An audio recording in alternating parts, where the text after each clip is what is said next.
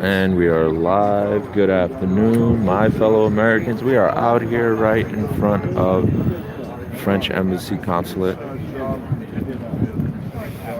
with Yellow Vest New York City. A small group of men and women who are definitely fighting against the government in any way they can. So what I'm going to do is ask a few of them questions, I guess. You know, it's about time I do that. So let's find out.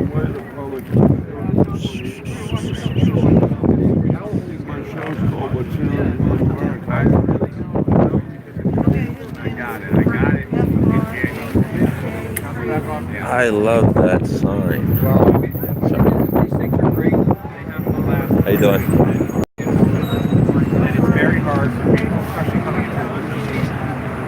Sir, can I ask you about your sign? Sure, what's your question? So, what do you mean by neoliberalism? Neoliberalism is the economic system that's kind of swept the planet, that focuses on controlling labor, diminishing wages, probably increasing the tax burden by lowering wages proportionally on working people, while reducing taxes on moneyed interests, deregulating and privatizing virtually everything available, taking one step after the last to destroy the commons, the things that communities and nations can share as a people, and privatizing privatizing everything from energy to resources, water. Not making it public access to the. No public access to much of the benefit of living among these assets, but and then beyond that, having little access to democracy to bring about any organized, peaceable change. Okay. Now, I never really see this word, honestly. I always see neoconservative, but I've never seen neoliberal. And I see the neoliberal as the ones that the right-wingers would identify as liberal, but I don't really see them as liberal. I think they hijack the phrase. There's a bit of misunderstanding about the meaning of the word neoliberalism. Oh, okay. Like neoliberalism it pertains to economics. Okay. It doesn't pertain to factualization of the political spectrum. For example, if you understand correctly the definition of neoliberalism, you find that it's the common denominator between establishment Democrats and Republicans. Oh, okay. In our political system. And what party are you affiliated with mostly? I'm independent. Independent? Yeah. Okay. And did you vote in the presidential election? I did vote. I voted for the Green Party candidate, Jill Stein. Jill Stein. Okay. Well, appreciate it, sir. Thank you. Not enough. People do, but not enough. How you doing? Good. Can I ask you about your sign? What about it? You're saying social winter is coming. What do you mean by that? To be honest, son, I'm just here to support the but you know what you're saying. It's the same thing. Yeah, I'm just trying to help out, Trying to get involved. Well, we're showing solidarity for what happened in France. Oh, With absolutely. the people that are there. I mean, some of their problems are same problems here. Yeah. So, I mean, if we can show solidarity with them, at least maybe the French government will see, well, starting someplace else, maybe some governments in the future or down the road are going to say, maybe we should head this off. Yeah. And make some concessions. You know what I find strange? That there's so many impeachment protests and marches in America. Millions are going out there in the streets. However, he's still in office. In France, they're actually demanding him to resign, and he's starting to make some changes out there. That's right. That's so. What did it so take? what is it that they did that we're not doing here violence. to make? You think it took violence? political structure. I would always. Well, I would say silence is violence. Well, Silence is yes. violence in the sense that if we do not say anything, we are going to get trampled on by the government. And I think if we come together, right, and that's what I saw, it was nationalists and socialists united together against the government. And I thought that was a beautiful thing. And that's what we have to do here, I say we have to step, like I love her sign over there. I'm going to ask her a question about left and right. It's really up and down. It's really, yeah. And we're so It's about distracted by France it. more than anything. Yes. It's not left and Definitely. right, it's up and down. Sanity versus insanity, you know? And no, it's not. But yet, we always are out there voting to lose more of our rights, and we don't even realize it, And whether you're left or right, at the end of the day, you have less rights than yesterday. Doesn't matter, So I think this is a great way to show, like, you understand that we have to go against the government. The government has too much We have to power. question the government. It's not so much going against. You want to. We're set up here, and our forefathers set it here so that we could voice, and that we have a duty to voice. Yes. When things aren't going the way we think they should go. Yes. It doesn't mean that a group of people is always right and they want to just make a certain change. Mm-hmm. And it's not everybody's wanted to be in the right to make a certain change. But when you've got, and going back to Paris, when you've got that many people in the same mindset, as aggravated and as frustrated as they got, still were ignored. And the government says, well, you can do this, do that. You can't be violent. Well, you push people to be. You don't notice anything unless it's violent. You don't notice anything unless your position is being threatened. And his positioning over there is being threatened. So now they're standing. I mean, violence really is not the way to go. If there's any other way to do it, we would hope in this country, with the voting box, that we should be able to win. It's the powers that be that are Well, the being problem here is, if you look at when this country was started, did the politicians then act a lot different than they do now? No, they bickered and they fought and everything else. But in the end, they were gentlemen and honorable, and they came to compromises, and look what they produced here. What we've lost here is the honorable part of politics, which none of these guys are. They say one thing to you one day, the next second to the next. There's no honor there. They lie through their teeth. But the people also, like, they take it. Well, they we get take it. complacent. Well, I see. They don't hold a fire under their leaders. They act like there's there's a nothing word you that you can just do. said. No, there's one word you said, leader. The people that we have are leaders and leaders in the word leadership only. They are not leaders. Right. They do not lead. And if they lead, then people will follow. And they don't lead. And this government's in here now. Everybody's demanding it. So, I mean, there's no leadership. The government is a corporation. Well, but if you get somebody in, and I don't want to make this Democrat or Republican, but in my lifetime, I've seen a lot of presidents, and there's been some good ones. I still think Obama was one of the best ones we've ever had. He was honest, no scandals in his thing. Did he do everything right? No. Do we expect him to do everything right? No. But we expect them to be there when we need them and to show some leadership. And So the guy in there now is not. You thought Obama was honest? I thought Obama was. I don't know the man, but from his persona and from what I saw of him, I believe him to be honest. Whether he was or not, I don't know. But I believe him to be more honest than any of the politicians I've seen come down the path. And I'm 64 years old, and I've seen quite a few. It really. I just remember when he said you can keep your health care. Well, that wasn't true. But you can't keep your health. We're going to steal your health. But he's got how many more people covered? 20 million more Americans are covered because of it, if not more than that. Yeah. And so, and the Affordable Care Act is still there. It's not gone. And when you talk about the founding fathers, right? Our founding fathers never intended for the government to have this much strength over us. They also didn't have healthcare as a right; it was a privilege, just like driving. Yet our rights are being taken away while our privileges are seen as rights, and people are fighting for privilege, but they're not fighting for our rights the are being seen as privileges. Our rights are being seen as privileges. Well, yes, absolutely. Well, yes. So vice versa. Yes, so vice versa. So, but what I think we need to do, honestly, is, in a figurative sense, but literal sense, stick to our guns. Oh, absolutely. That's what made the government back off, is because we stuck to our guns. The Constitution says we have the right of Americans and the duty of Americans to resist when we don't believe our government is doing what it should. Absolutely. We do that first at the ballot box, and if it doesn't, see, that's the problem right there. Well, we think it's at the ballot box. Do that first. It's actually right here, what you guys are doing right now. If that doesn't work, then you come out here and do this. No. You got you got to play the game, and the game's been set up for us to vote. It's a democracy. You put up if it doesn't seem to be working in a way that you'd like to see it as not as an individual, but as a whole of the American people, then we need to say We need something. to hold people accountable. Yes.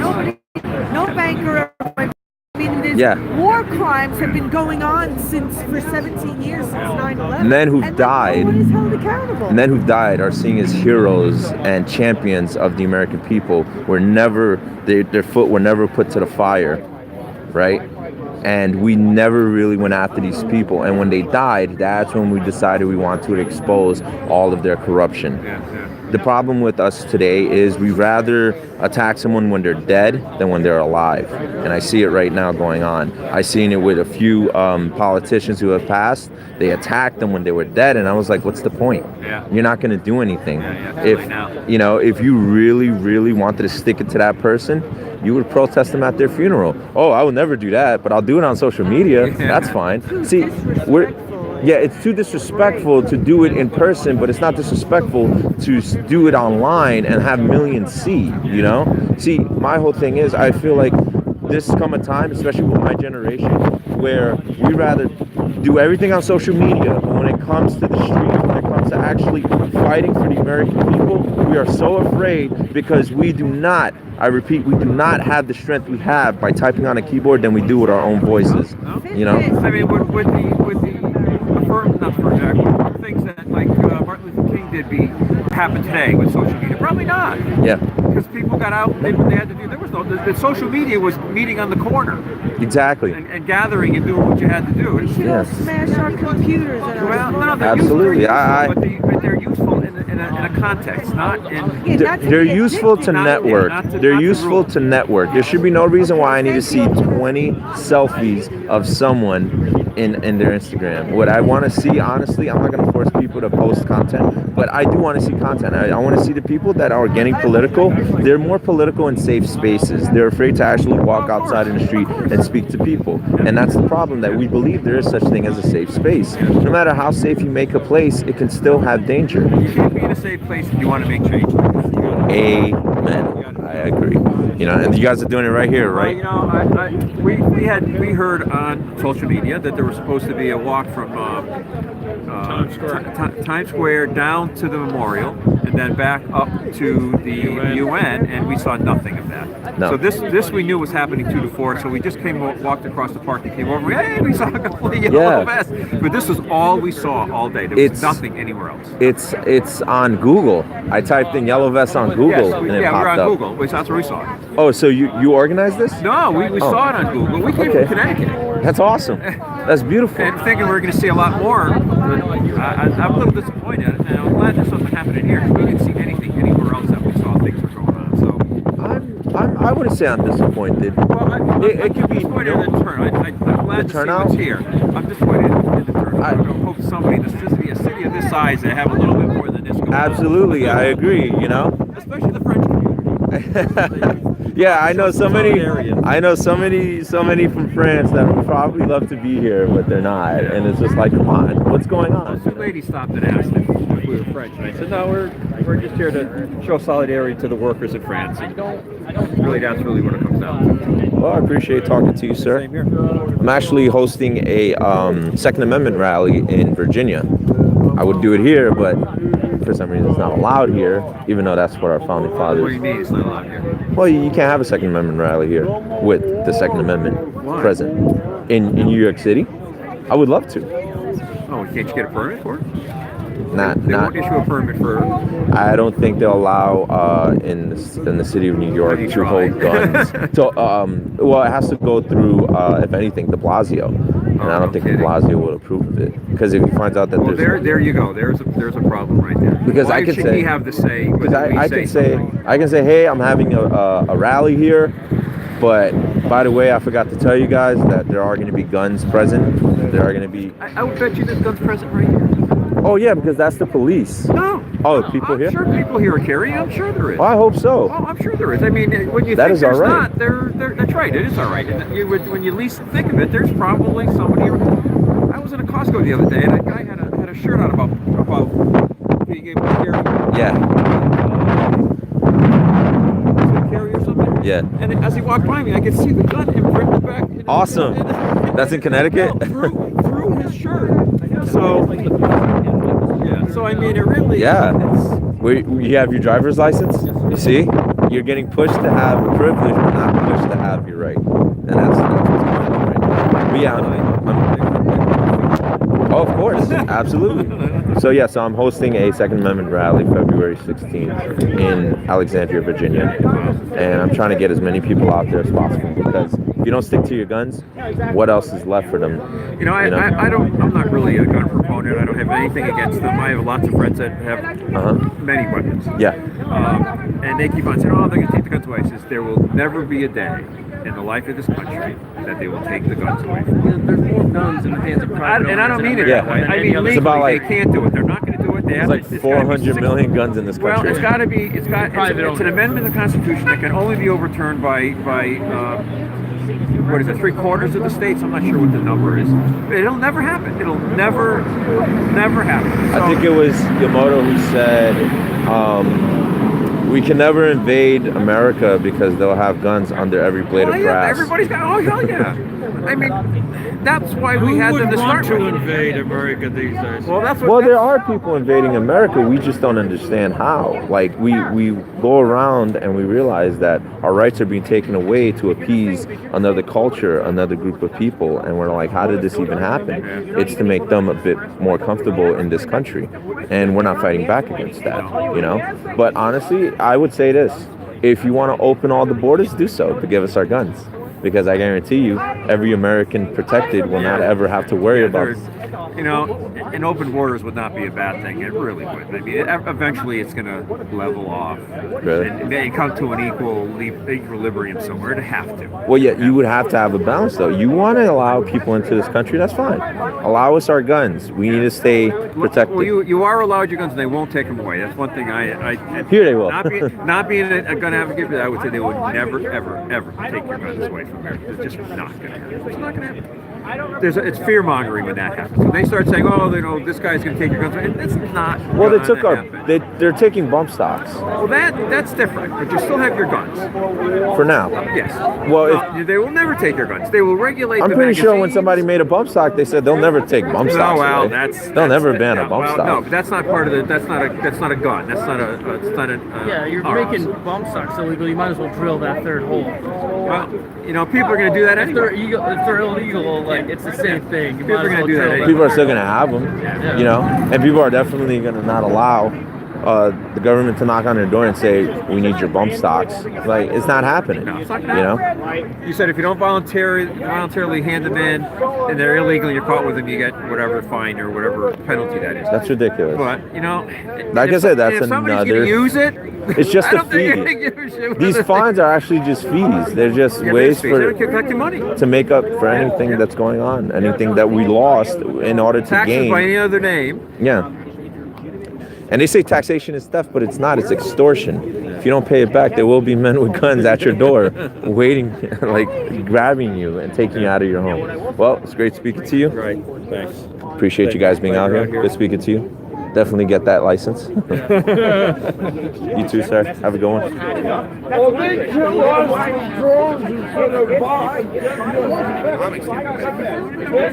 I love your sign, by the way. It's beautiful.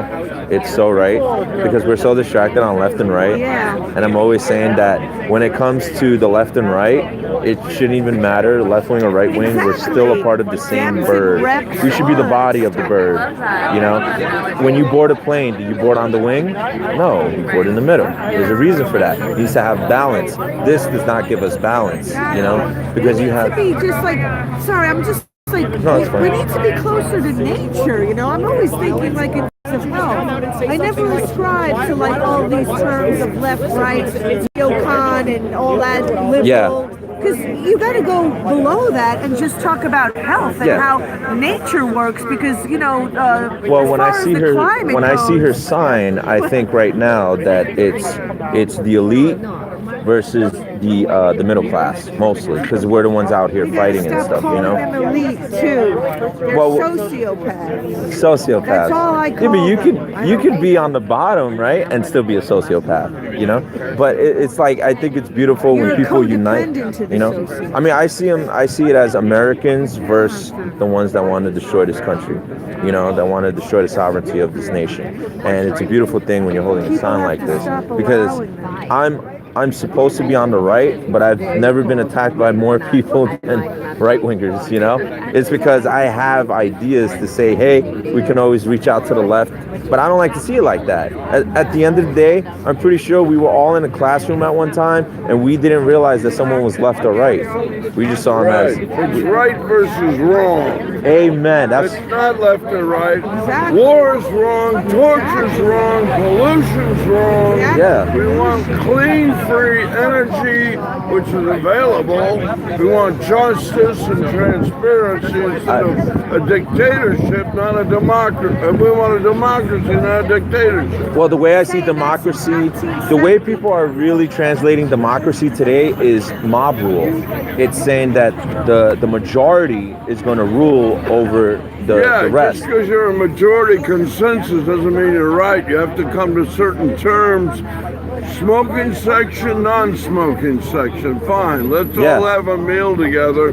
But okay, you want to smoke, you go over there and smoke. Yeah. You know, you're a minority, but you're entitled to your opinion. Yeah. Oh, you don't want gays? Okay, fine. You can go there and be totally homophobic if you want. Yeah. No problem. Well, but don't I'm not, make it a problem to me. I'm not.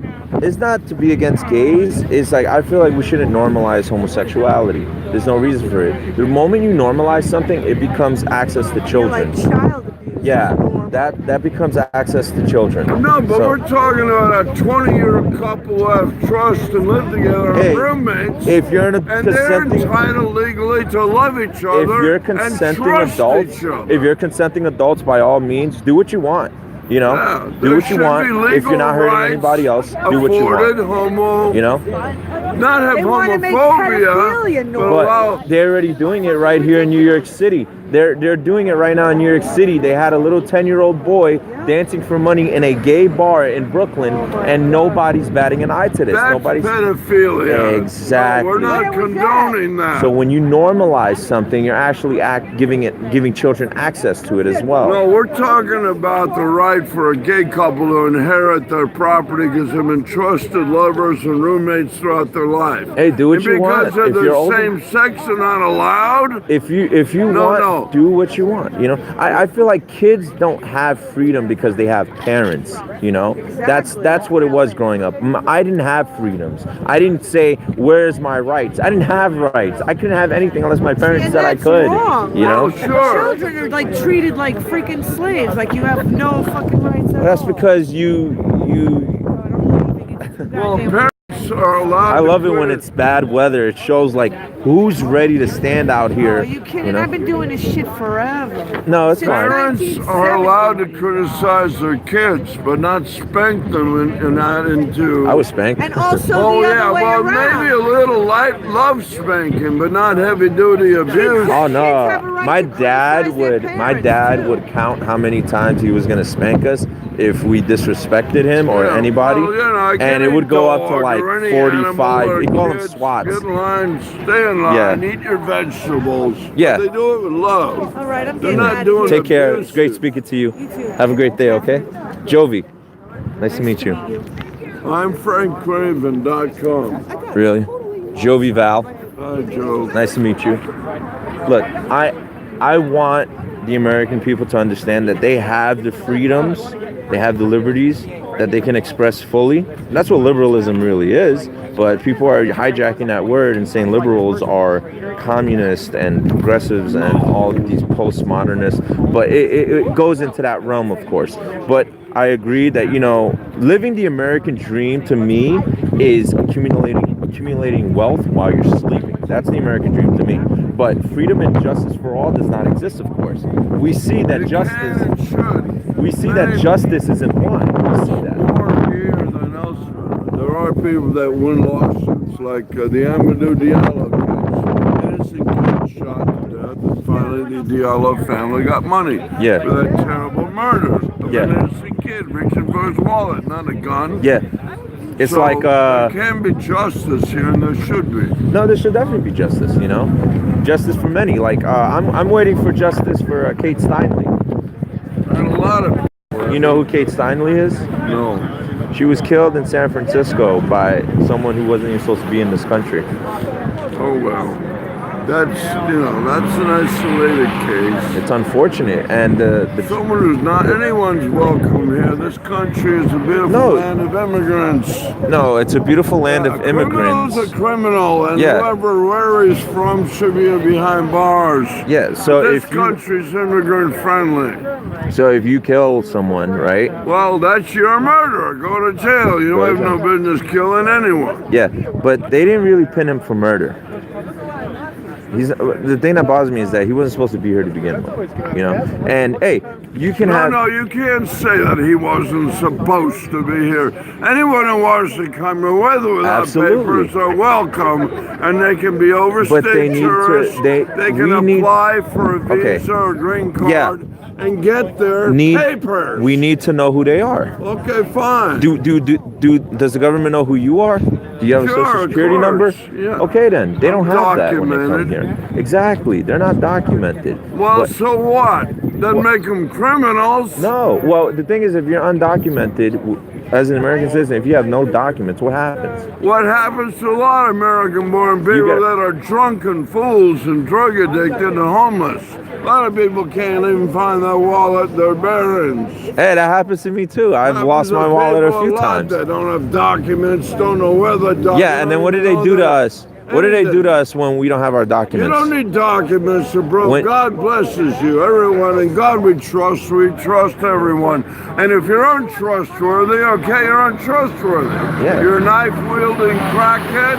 You're a fool. You're a drunk. Okay, I'm sorry, officer, arrest that man. Then you're illegal because you're assaulting me. Okay. But if you're a fool, doesn't have your papers in order, so what? So what? So we can't get a job, really? You can't. Yeah, well, I can't get a job. All right. Well, Well, you yeah, can, but- hopefully, yeah, you can sweep and clean up or deliver pizza or make it without papers. You can be a trustworthy, hard-working. In fact, those I are the agree. majority of good-working people. The field workers, the people who come over from Mexico, cross the desert in the Rio Grande, looking to get a job, send money back to their family. Yeah. Those are the most noble, hard-working people. And they're very conservative. They're very Yeah, about they're family very- values. I agree with that. Family-oriented. But good you also have to people. understand, when I have family that is immigrants and they went through a process, that kind of spits on their faces, I would say. Those people that waited 10 years to come to this country, 20 years, waited. I hear so many My stories. grandparents from Russia and Yeah. Ireland were How you doing? immigrants. Everyone used to say, "Where are you from?" And I'm from Poland. Or my people from Yeah. Germany. This is Meaning my not- mom, this my is dad, not- my grandparents. This is not just Mexico. This is all over the world that people are coming here illegally, and nobody's really talking about it. And the ones that What we're do you mean talking they're about, not the ones talking that about? we're talking about are our neighbors, of course, right? But I see these people that are coming up here very about traditional values, and they actually do want to do great in America. But when you have family like my family members, or many, you say we're a nation of immigrants. Guess what? Those immigrants came here legally. Yeah, well, or if they were illegal, they navigated into legality. Overstayed Exactly. But tourists. there's people here that people don't want longing to to do live that. here or just In the change their millions. life. Yeah, this is the land There's of people that immigrants. don't want to do that in the millions that are in this country. Well, throughout You know? history, that's what this country was born of. And those It's a land people of are not immigrants. going to fight against the government because the government's actually helping them. They're not Right. going to be out here with you. They're not going to say, okay, the problem is they're raising our taxes. They don't have to worry about taxes being raised because they're not paying any. No, not always. Okay, sales tax. No, there's a lot of people, half your paycheck goes to fossil fuels and the Pentagon. You don't know where your paycheck goes to. Well, Nobody knows. I You're trying to tell me you get a I receipt want of my where freedom your and money, justice. I wa- want transparency and truth. taxation without representation, I don't want and war. we don't know exactly Bring the where it's boys going. home. Of course, and what's going on right now? He's pulling them out of Syria, but people are Well, upset about thank that. you. That's one thing, but it's a political power ploy to make us applaud him. He's not interested in pulling the guys out of Syria. He just doesn't want to be busted. His trusty lawyer and campaign manager and 9 diplomats from Russia are in jail and guilty and busted, acting under his orders. He should go to jail. So he's not the puppet. prostitute. He's not the puppet. He paid almost $500,000 to quiet the media and quiet the prostitute for not telling his wife about his adultery. What kind of trustworthy man is that? The man has said before, adultery is not a sin. I don't agree with that, but we all know who Donald Trump is. Everyone knows who Donald Trump is. Donald Trump doesn't hide who he is. He shows the public, this is who I am, and you guys hate it. Now you hate it. Before they loved him. They all loved him. And this is not even about... He's not a man. He's a droid puppet for the Pentagon that's attacking the Arctic Refuge, the parks. The man who just gives speeches. He wants to fire everybody. He's cruel. He's a bully. He's an ill-mannered brute and a playboy. If he had a show that said you're hired, we'd know he's a good guy. He's a bad guy. He's a nasty brat, bully, aristocrat who always wants his way. He wants to be president? Okay, I can be president too. Well, guess what, dude? We'll protect you. Oh, my generals are very good. My generals, no, they're our generals. We pay their money, salary, to protect us. Yeah. It's a department of We defense. pay. We pay No, because it's we're... a department of attack. Syria, Yemen, Afghanistan, Iraq. Oh, please pray for these people. Don't attack them. Oh, I agree. I don't think we should be occupying any type of land other than our own. Or killing them. You know? Drones are not diplomats. We need diplomacy and trade. Who was droning people in the beginning? It was Obama and Bush. Obama and Bush were droning how many civilians? Yeah, Obama and also Clinton bombed Baghdad for Bush. These people, New World Order, they're running an empire, not a country. They pretend it's a country, but where do all the codes of missiles made in USA? I mean, USA is an empire, and they're pitting one minor conflict against another. There's Satanist devils in the Pentagon that are having fun killing people. I agree. It's Agenda 21. I think Call it's a the slaughter. herd and kill it. Yeah, it's a slaughter. Chemtrails in the sky, fake foods, Monsanto. They're getting pulled out of Syria, but the thing I see... Are they saying Afghanistan too? Possibly. I hope. Look, the thing is, we shouldn't have been there in the first place. Of course And to not. even call it the Patriot Act was nonsense. There's nothing patriotic about it. No, you know? right. Shred the Bill I'm of very Rights. upset. Well, these fascists How many want people control. say? How many people say that they went out there to fight for our freedom? We have freedom here. What is fighting over there going to help here? Seriously. Well, that's a joke, you know. Pretty I sure thought they're that all was- there for the pipelines, right? Yeah. Yeah, it's- yeah, they're Come on, even as a little child, it was blood for oil.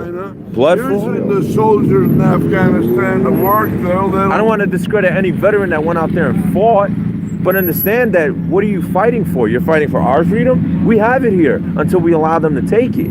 Who's going to take it? Our military, U.S. military, has more suicides every day than most because they're guilty and they know it. Are you a They have veteran, no sir? business.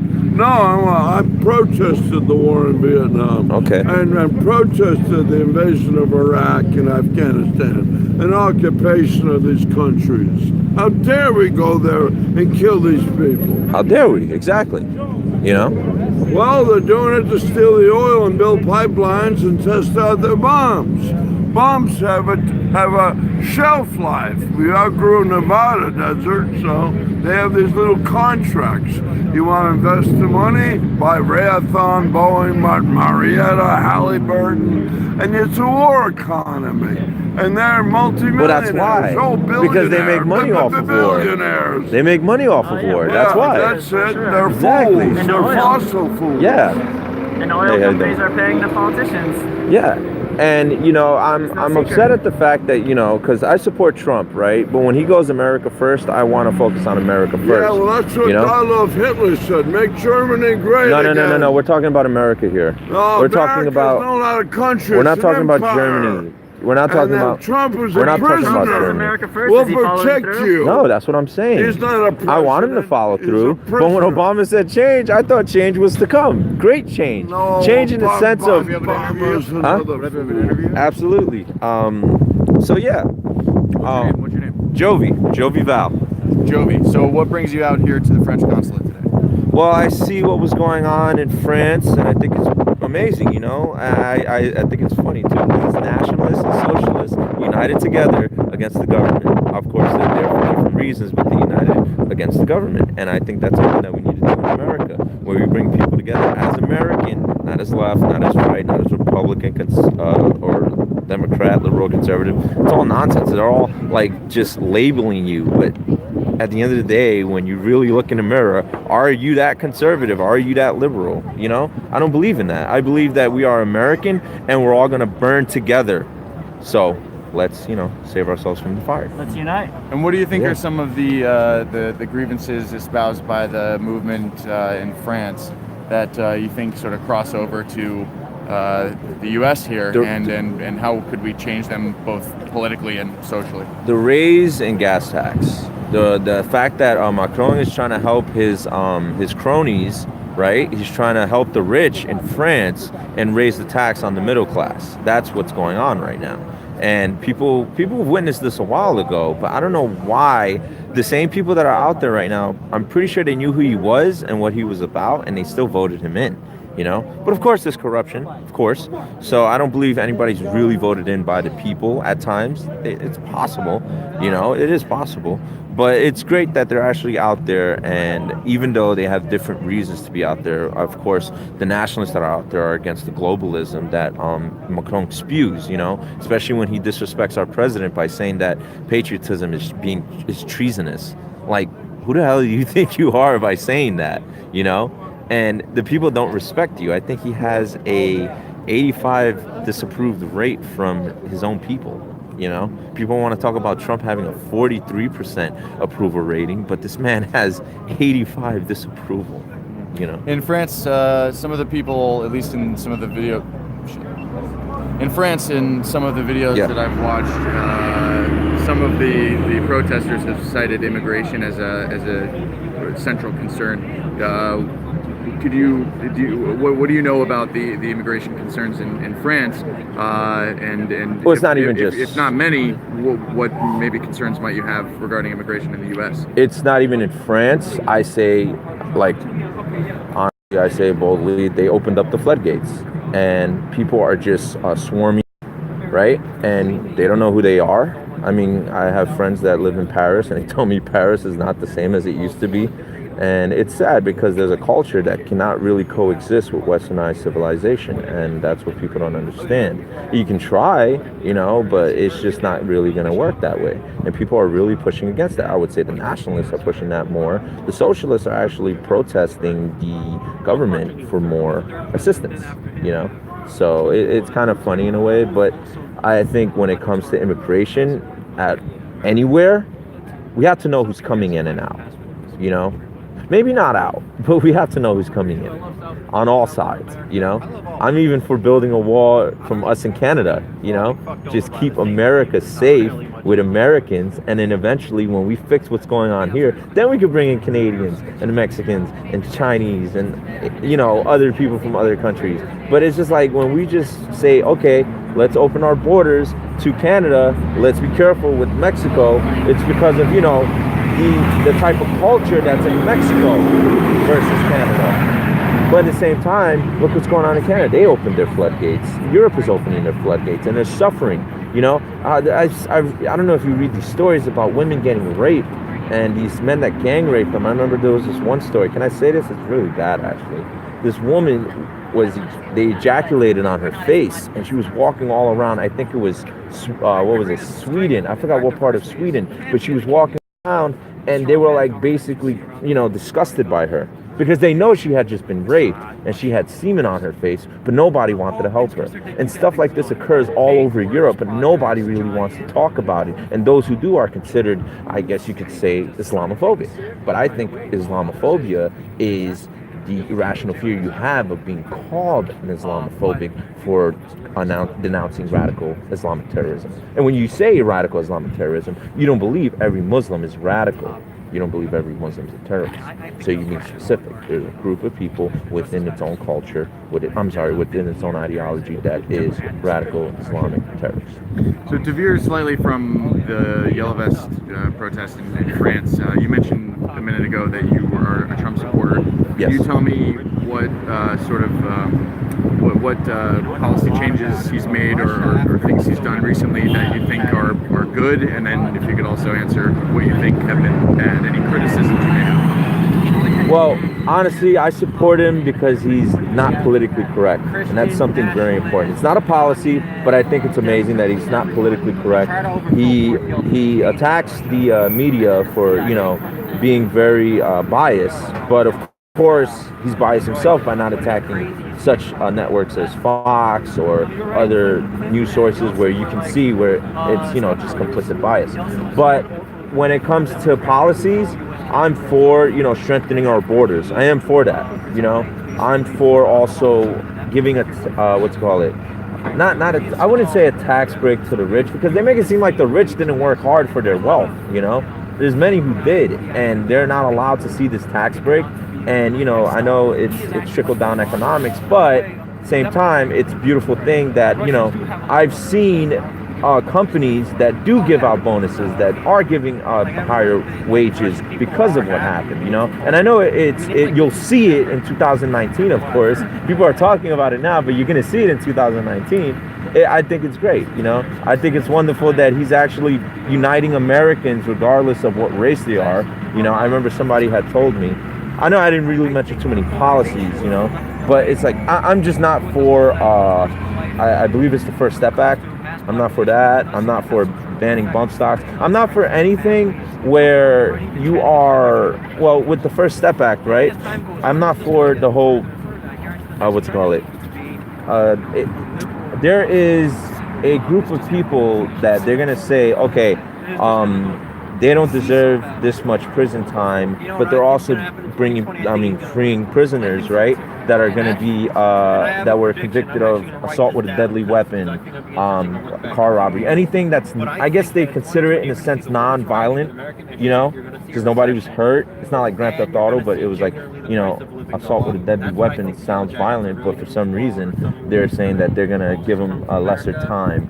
Criminal justice reform, honestly, it's just a way to be bipartisan, but in the same sense, when 87 senators voted for it, right, it just shows that 87 senators will go against Trump, and people are saying, oh, we lost the House, but we have the Senate. And I'm just like, actually, when it comes to the Senate, just because they're Republican does not mean they're for Trump. Trump is not a Republican, he's not a Democrat. He went against both of them, and I guess the policies he's really trying to push is in a way maybe bipartisan, but of course he's attacking both sides. So, well, thank you very much for your time. I appreciate it. Yeah, no problem. So yeah. I don't think I'm not so sure that the Yellow Vest immigration is a central issue.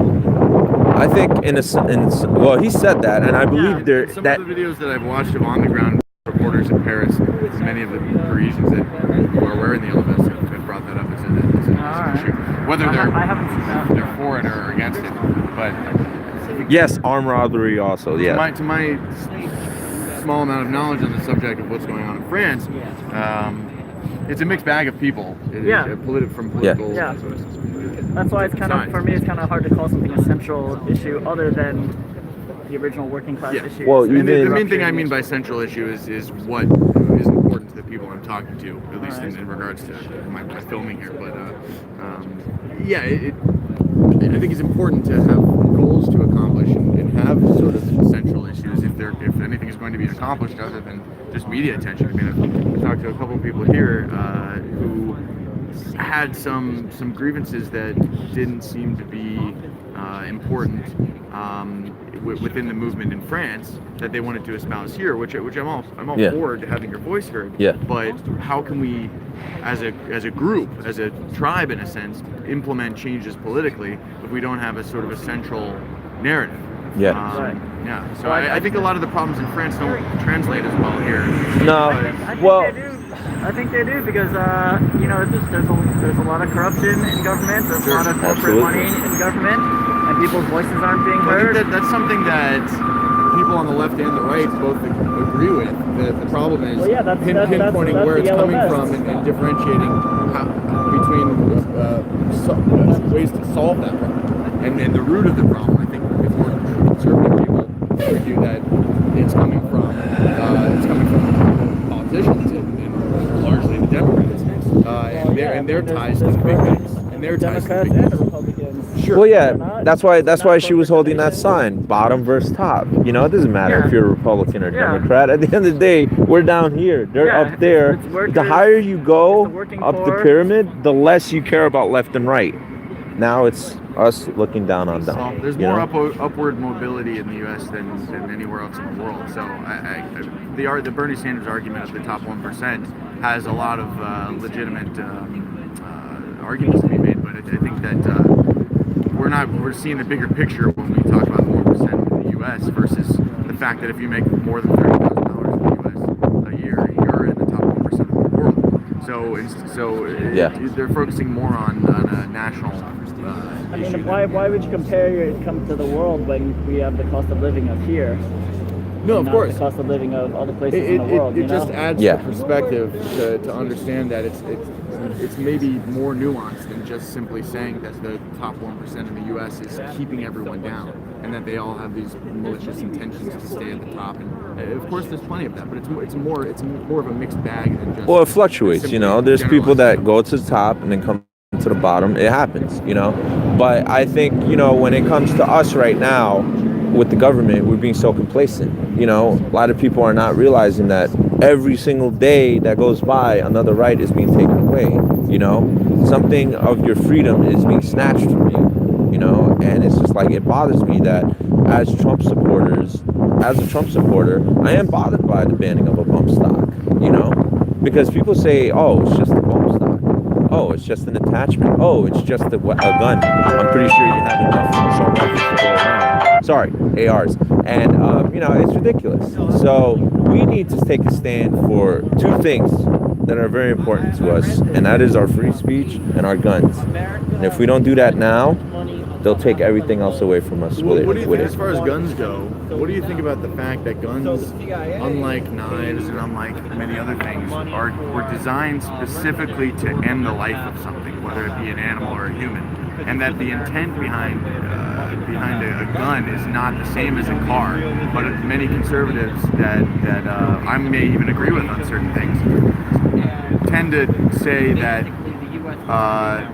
if we're going to ban guns, we might as well ban knives and cars and these other things that other people use, which I think is an absurd argument because of the intention behind the purpose, the initial purpose, and what it still is today of a gun. Well, regardless of its purpose, cars kill more Americans than guns do, and the purpose of it is for transportation, right? So what bothers me about it is you have to get a license, you have to go through courses. You get like heart disease is the number one killer of Americans, right? Yeah. Are we going to ban foods that are high in cholesterol? I think we did. It's called no more supersize, like no more. No, but nothing's stopping you from ordering 20 cheeseburgers. And no, absolutely. Yeah. But when I think it was Bloomberg that did that. Cheeseburger is not to kill you. It's to sustain. Trans fats are sort of banned in restaurants here. You know. Yeah, in New York. But there you go. You see. No. So when it comes to cars, my argument for cars is you're allowed to operate it at the age of 16, right? It killed, I think, 2.4 million Americans a year, right? Vehicles killed 2.4 million Americans. That is by far more than guns ever did. And when you think about, guns itself, 60% of gun deaths are suicide. So it's more of a mental health factor than it is a let's call it. It's more of a mental health factor than it is of the gun itself. You know. So then, what's the best way to work on mental health? Honestly, my way to really focus on mental health is to monitor your kids more. I think that's where it starts. Like, seriously, how many kids have tablets and phones at the age of 8, and they're being exposed to so much so quickly? I think that maybe when people are really struggling just for survival, they might have a hard time raising their kids well and have a lot of stressful situations. Yeah, hey, my parents had a very hard time raising us, you know. They cause mental health issues. Yeah, neglecting your kids, I agree, is going to cause mental health issues, you know. But when you have pharmaceutical companies. But the argument I want to really go on is guns. Like, are guns really the issue? No, you know, and we should not try to take more guns away from the American people. I get sick and tired of Trump supporters finding out that a gun was an illegal firearm used during a mass shooting. They're celebrating that. They're saying, look, a law-abiding gun owner is not responsible for the death of this many people. And I'm like, you idiot. The founding fathers did not intend for any gun to be illegal in America. For you to even celebrate an illegal firearm being used, it's ridiculous. You know, there should be no such thing as an illegal they're not firearm. Celebrating the No, trust me, they praise it. They praise the fact maybe that some of them do, and those people are crazy. Yeah. But if there's a rational argument there, it's that many people on the left point towards gun control and gun reform as a central issue that a lot of these shootings have happened because guns are so easily available. Yet, to the contrary, in a situation like that, someone has acquired the handgun illegally. So there's already laws in place that prevent that. So the people are they're going to shoot and kill people are going to get. Yeah, the fact is that guns exist. It's like drugs. It's like meth, cocaine. These things are illegal, but people get their hands on them anyway. The fact is they exist. What do we do to curb it? So I think the legal gun owners are not. Well, it didn't work for. Are not the problem. The real problem are the illegally owned guns. To be honest, in my opinion, the majority of the problem. Well, I think the problem is trying to ban more guns. Like, you know how they want to decriminalize drugs. Libertarians really speak about. We need to get the illegally unregistered guns off the streets. Illegally unregistered. That's no gun. Illegally and if it's a right, it bothers me that it's a right. Yeah. And yet it needs to be registered. It needs to have some type of document. You have to register your car. You know, car is a privilege. It's not a right. You know. Well, and although it's a means of transportation, and I understand that, you have the right to own a car. You have the right to do a lot of things. Yeah. You have the right to do a lot of things. You know, but at the same time, you don't have a right to health care. Well, then, you know, we're talking about cars. Well, I'm talking about privilege versus rights. You know, a car is not a right. Car is a privilege. You know. Well, you have the right to own a car. I don't know what the difference is. I think you're just talking about the Second Amendment and the right to bear arms. Yeah. But in many ways, people could also consider owning a gun a privilege. You can't own it. You can't. There are many places. Well, now because they're turning your rights into privilege, just like free speech. You know. What's the difference between a right and a privilege? What's the difference between a right and a privilege?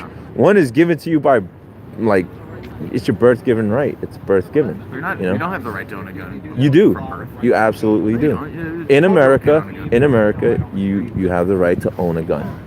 In America, regardless of how many laws and regulations. Of course, there's restrictions, but they're unconstitutional. So not everyone has the right. Well, they do, but they don't fight for their rights. Huh? Oh, absolutely.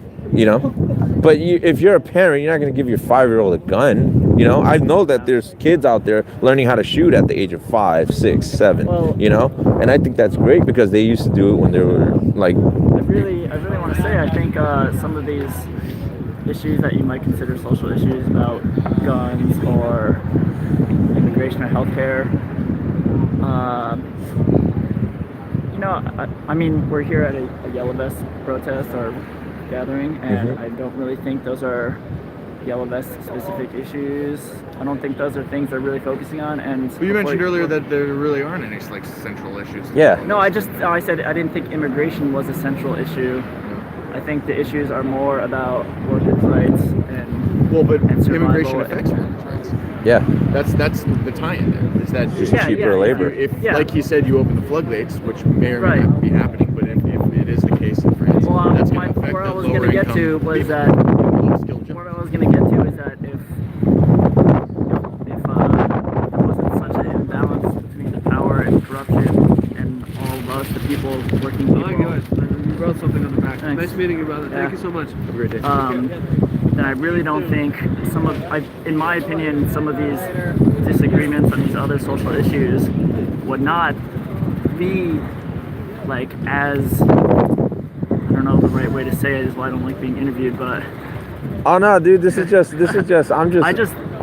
I kind of don't think that they would be like as serious in issues if everybody wasn't struggling so much just to survive and make rent and get by and Yeah. make a living, you know? But you don't think one- immigration is the reason why they're struggling? So if any of the problems that arise from immigration that are being cited by certain French people can translate to immigration in the U.S., one of the arguments, generally a more Yes. conservative argument, is that if you allow more people to come into the Yeah, country that are low that's skilled, then they I don't want to say they take the jobs, because that's run of course you're going to take a job. You're here Yeah. to get a job, so I don't Yeah. blame them for taking a fucking job. Right. The point is, what ends up happening is that people that are citizens that would generally take the low-skilled, low-income yeah. jobs are then being pushed out for people who will accept lower than I mean, I minimum wage. think that's a problem for sure. That it's always a problem, you know, with Immigration under- definitely is an underserved issue in workers. Europe. Anybody willing to work for less than what is fair or a living wage is not a good situation. And I think, But then again, I think it's a fair argument. I was just saying, I think it's kind of worthwhile and important to kind of frame it in the context of survival for working people. sure. But then again, another argument can be made from an ethical standpoint, which is who is anyone to determine what's fair and what's a living wage? If someone's willing to, like, if my kid is willing to mow the lawn for $5 and it takes them an hour, well, technically that's maybe below the minimum wage pay someone, but it's a mutual agreement between the two people. So that brings up a whole other slew of questions, like who is the state to determine what someone should get paid to do something? I think the people should decide. Sure. And, Yeah. and ideally, But the state or the government is of the people in a democracy. Right, but by the people, you mean the people voting and politicians to enact laws that mandate how much people should I mean, be paid. ideally, the politicians would be of the people as well, in my Yeah. opinion, working class people. Sure. Because what you could also argue is that if you truly want the agreement to be between the people, it could even come down to the individuals that make a business arrangement. If that makes sense. So if you decide to hire me to mow your lawn for $5, who is the state to tell you otherwise? You know what I mean? And obviously, when you're a bigger business, you have to pay taxes. That comes into play. So Yeah, you I would mean, say that immigration is one of the why- issues that the yellow vests are out there in France for? From what I've heard, that From what you heard. there is a certain percentage of people on the ground in Yeah, I France don't doubt that. do business. Yeah. As one of many issues, but I think a lot of it I don't know enough about it. You know, what really kind of drew me to the yellow vest is that from the reports I had seen, it really was really like working class people uniting and Sure. coming together, and like people have literally said, you know, at the roadblocks that they make, it's people don't talk about how you vote or, you know, what jobs you do or anything. It's you're just yellow vests, you know. A lot of it would fall under the category of nationalism, where it doesn't matter, kind of akin to what you were saying about Americans coming together. A lot of the French are saying the French need to come together. It doesn't matter if you're rich or poor. It doesn't matter if you're it doesn't matter if what way you vote. What matters is that you're French, and that if you pay taxes into the French system, your voice should be heard first. Yes. So it's almost contrary to a lot of liberal or leftist arguments that you would have here that nationalism is bad. But you know, liberty, equality, and fraternity are the three words of France. Fraternity, I think, is a core part of what they're saying, which is we have to come together as French people. Yeah. I think that's very important here too. We have to come together as Americans. I completely agree. That's I think why the media is that's why I divided. came here actually because Nonsense. I came here because he'll tell you, like, I go to places where I'm just the only conservative or Republican or right winger, I've seen it. and I rather do that. I don't like being stuck in these echo chambers where they use Fox talking points, and then when you ask me about what policies did what great did Trump do, and then people will be like, unemployment rate is down, and all these other things, and I'm just like, you're live streaming right now? yeah. Well, So I find it interesting that you guys were talking about parallels between the Yellow Vest in France and here, and then talking about Trump, and to me it's like, the tax situation in the U.S. and what they're protesting is pretty similar. I think taxes and just cost of living in general are high. oh, dude, you go to like working poor people, and then the richest corporations are getting tax breaks. Well, there's so many So I people. think that's There's so where many. you have to there's pay so a many- sugar tax in Colorado. Well, there's also so many people on the That's- left in the U.S. that cite mostly Bernie Sanders followers that will cite the Scandinavian countries as shining examples of socialism or socialist democracy. And I tell them, like, why don't you go live there for a bit and tell me how it feels to pay 60-70% I've been to Sweden in your taxes. Yeah. And it's also largely homogenous, and it's much smaller and less diverse than Exactly. America. Exactly. It's like Economically, politically, just across the board. they use ethno-states as an example of great socialism or great policies, but it really is not as diverse It is a as bit America's. It is. It's because I think one point that's not really brought up, and this is probably because the Democrats are usually for this, is the military spending bill Yeah. in the U.S. Oh. is so insane, and Yeah. Gotta start giving there's money to definitely, we gotta stop giving money to who? Saudi Arabia. We And- gotta cut. And Israel. We gotta stop giving money to anybody right now and just. I think it's more important to cut the funding than it is to help them. I think it's America first. I think if it really is Yeah. America first, she But needs the money to invest people in don't America. agree with that. If you say Saudi Arabia or Israel, that they need our help. One of my largest disagreements from a policy standpoint with Trump is his furthering ties with Saudi Arabia. Yeah, I disagree. Mohammed Salam Yeah. that is and has been an imminent threat to freedom as a whole Yeah. from a human rights violations standpoint. Yeah. And yet we continue to call them, we remain allies with them to support Israel in the fight against Iran and whatnot. What do you guys think about the farm bill he just passed? Who? Farm bill? Yeah, it was like 896 billion, I think. I haven't heard of that. I have to go. It's very nice talking to you guys. Have a very wonderful nice. day. Hey, man. I'm live streaming at Beacom of Light on YouTube. Yeah, that's my shameless plug. Beacom of Light. Beacom of Play Light. on words. My last Instagram? Yeah, same thing. All right. Have a good I'll one, check guys. you out, man. Take it easy. I've seen this channel before. Here, get in there. Oh yeah, what's up? Hey everyone, what's good? Say what's up. So, guys, I'm out here today because I think we just need to unite. I agree. It doesn't matter whether you're there you go. Workers unite to end corruption, but not even workers, just people coming together, I you know. agree. People, And yeah. it's like I don't want to do it with just a group because they have a certain type of view. It's at the end of the day, we look at the flag next to the French flag and we believe that it doesn't belong there. I agree. Everybody agree? Okay, so EU flag? the EU flag.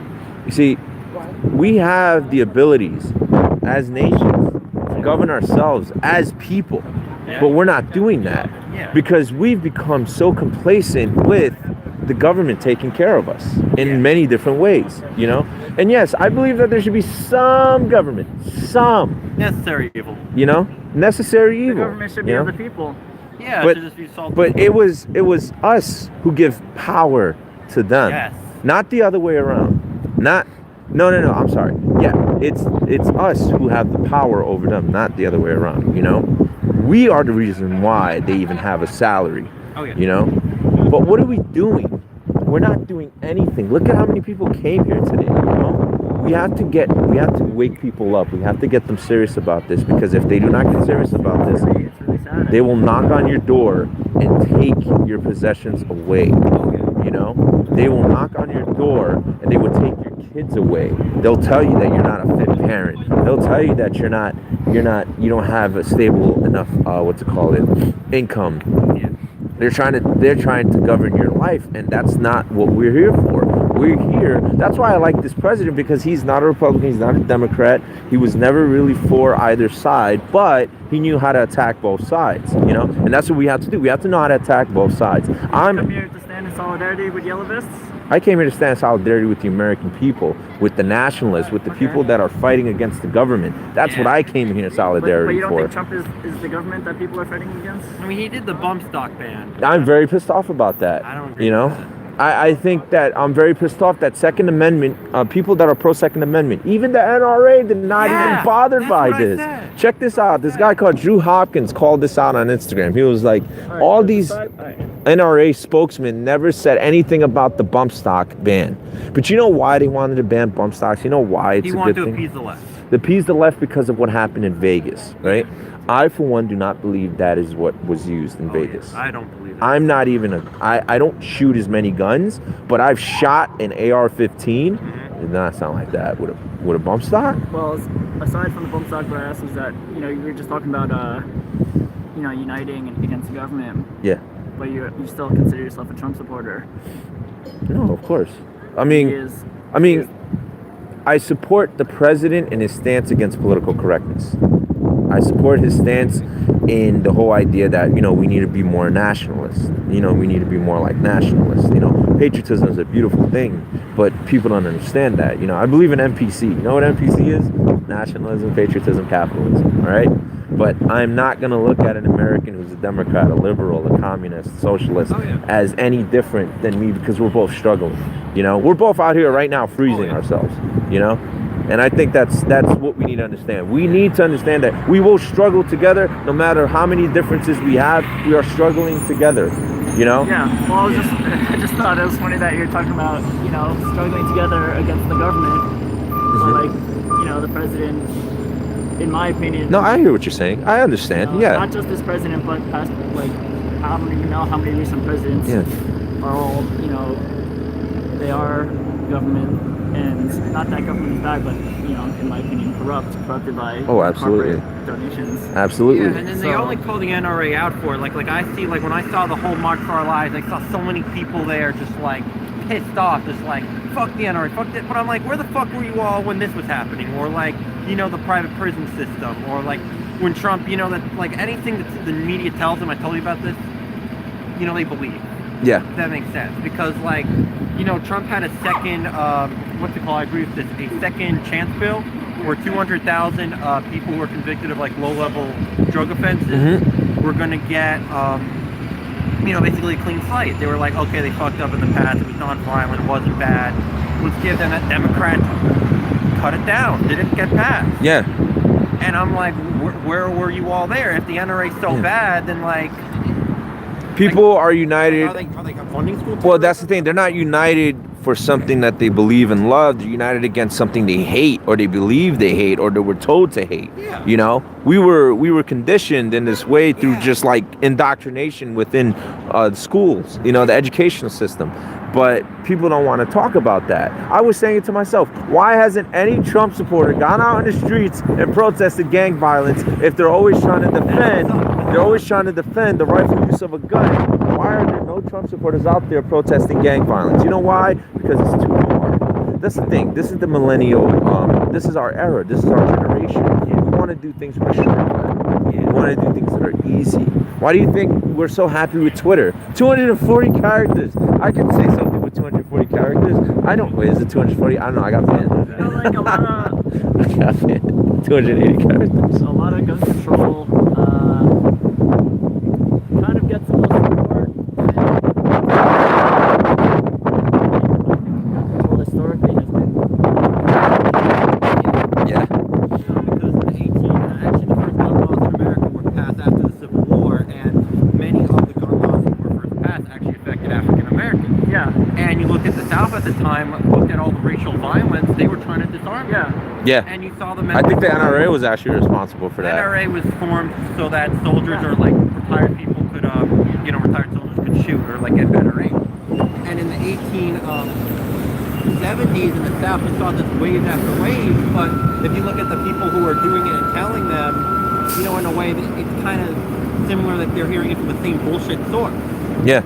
You know, Because everybody praises Reagan, but they forget that Reagan was responsible for gun bans. yeah. You know? And we had Columbine. Everybody We had praises Reagan. Columbine. Columbine happened when you could not manufacture assault weapons, when it was supposed to clean up the streets as part of tough on crime. Clinton, Yeah. tough on crime, didn't do shit. But you know what's the problem also? The glorification of gun violence in Hollywood. Yet you have Hollywood actors, actresses going out there saying, I'm against gun violence. But I'll shoot the hell out of you in a movie and make it look really graphic, you know? And it's just like, this is what bothers me right now, is that we have these kids saying F the NRA and all this other nonsense, but they can't wait to play Call of Duty. They can't wait to bust a few shots. Oh, because these are online games. It's like, yeah, they're online games, but you actually appreciate the fact that you can shoot somebody and kill them, you know? And I'm not gonna ban video games or anything like that, but guess who would do that? Conservatives. Conservatives would ban video games. Conservatives would ban anything that was violent, you know, and that's what we forget. We forget that it was conservatives that were putting a ban on all of this. George Carlin is not a conservative comedian. He was a liberal comedian. He was more liberal at best, and yet he's seen today as more conservative because both sides, very liberal. Yeah. You consider him conservative? No, I don't. Liberal, I yeah. don't know who is. No, but that's the thing. They'll see him today because you have people, right, that'll say, "Oh, to be a conservative is to be constitutional." Wrong. To be a conservative is actually to focus on traditional values. Focusing on traditional values has nothing to do with being a constitution. Okay. Now, liberals, however, they're more constitutional. Why? Because they will express their freedoms and liberties to the fullest extent of the constitutional law. That is what a liberal was. That's what a liberal should be. But when you hijack these terms using such groups as socialists, communists, neocon, all these groups, right? They hijack all these terms and it no longer means that. You know, I remember I had somebody say that they're a gay conservative. How are you a gay homosexual who's for traditional values? Doesn't make any sense to me, you know?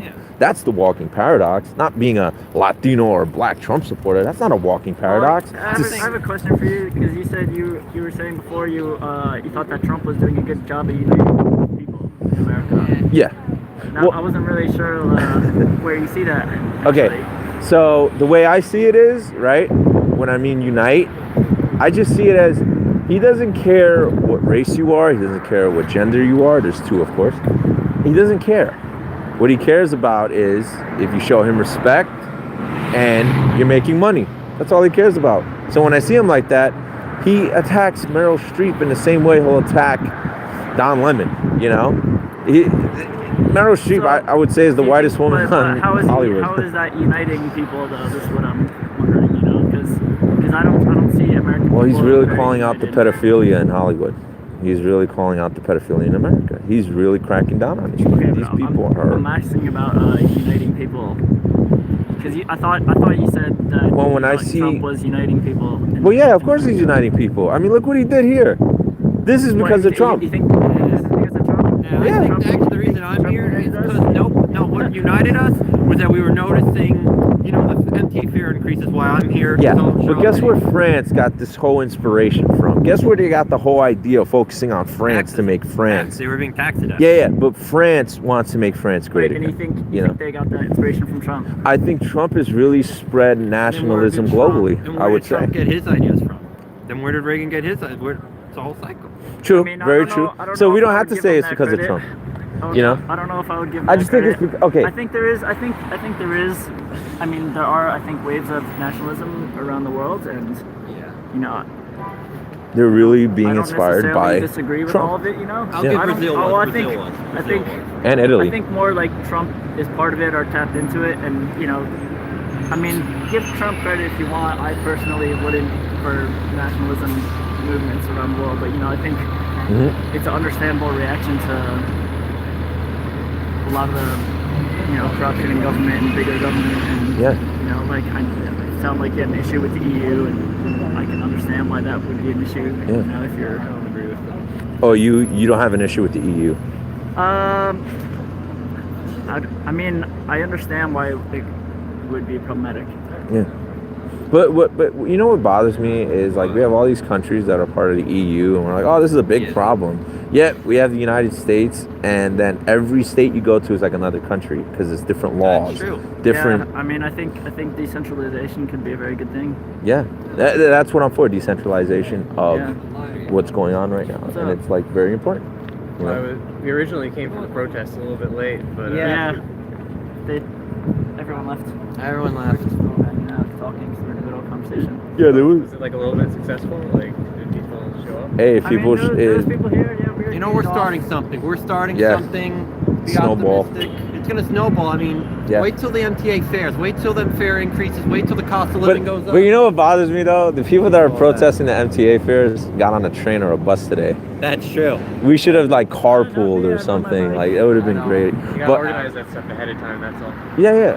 Like the flyer was split up. It was like an event that happened in Times Square, then 9/11 Memorial. Then people were like, "Don't Yeah, go I to." saw that this morning. There was 2 other yellow vest protests. Yeah, and then there was one at the UN. So I went to the UN, and then he's telling me they're here, and I'm like, "Oh, okay, I'll come here instead."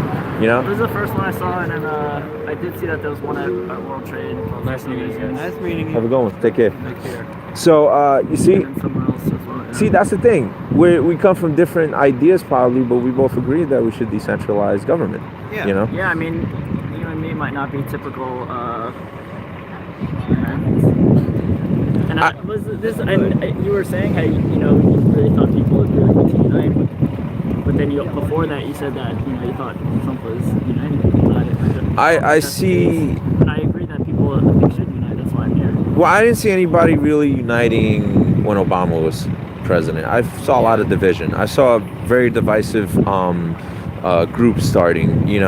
Like it was the whole idea of focusing on victimization. I don't think Trump is doing that. Trump is not building. These groups that are like pro-Trump, they're not building through victimization. However, I see victimization sneaking its way in. It's very, very annoying. It's like when you have a rally for men, and then it's being promoted by women, and then at the end of the day, it's not men really speaking. It's women speaking on behalf of men. But this is a right-wing movement, and yet it still has this feminist, not feminist, but misandrist feeling to it. And it's just like there are some groups that I see. The thing is, right? Hey, what's up? You just got here? Yeah. Oh, dude. Yeah, he was running around too. I was running around Manhattan trying to get here, but so he'll probably tell you like he's very young. He's very young. But we're in a sense communicating because of Trump. A lot of people are communicating and connecting through Trump. Trump has really brought a lot of people together that never thought they would ever even be in the same room. Not because of race, not because of religion. Well, maybe because of religion. It is interesting. I don't think I've heard that before. I think if I did not attend protests when I was younger or investigate them or like go to them, I think I'd be a very different person. I think I'd be I think I'd just be listening to CNN at home being like, wow, Orange Man is bad. I'd believe all that shit. But I'm happy I did. I'm happy I went out, I met people, and I learned a lot. But one thing I always noticed about the protests, and especially the group Refuse Fascism, all their tactics and why they fail, is that they just attack everything he does. They have no long-term goal. And I asked them, like, why is Trump There's so no bad? logic behind it. Yeah, they don't give me a reason. They support North Korea, too.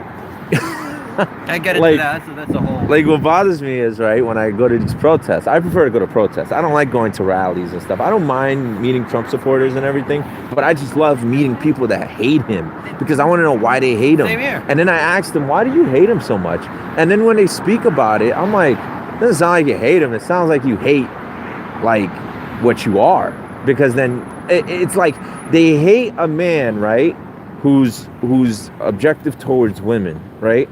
But then in the same sense, they can't wait to hear one of these rappers speak at a rally. And I'm like, all these rappers talk about is objectivity towards women, And it's just like, they even did this. They were like, we're going to tax the rich. They had a newspaper, tax the rich. Kerry Washington was speaking at the event. I was like, you're going to go tax Kerry Washington? They were like, maybe. I was like, what do you mean maybe? She's part of the rich. Oh, selective taxing. Got it. You're just going to choose like, okay, this person looks like he's a privileged. It's pretty easy to criticize anti-Trump supporters as well as vice versa. Anti-Trump people as well as Trump supporters. And I mean, I don't know. Yeah, I would like to see people unite for sure. Yeah. Well, I think it started with Bush, Obama, then Trump.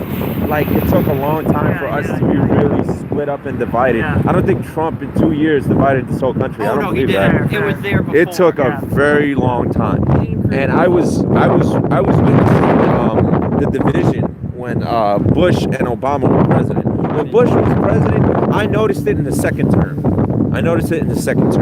But when Obama became president, I noticed it in like the first year, you know, and it was a lot of division. And I realized why. It's because here you have someone who broke the color barrier in presidency, and yet nobody wanted to admit he screwed up. He made mistakes because they wanted to see him as the savior of the American people.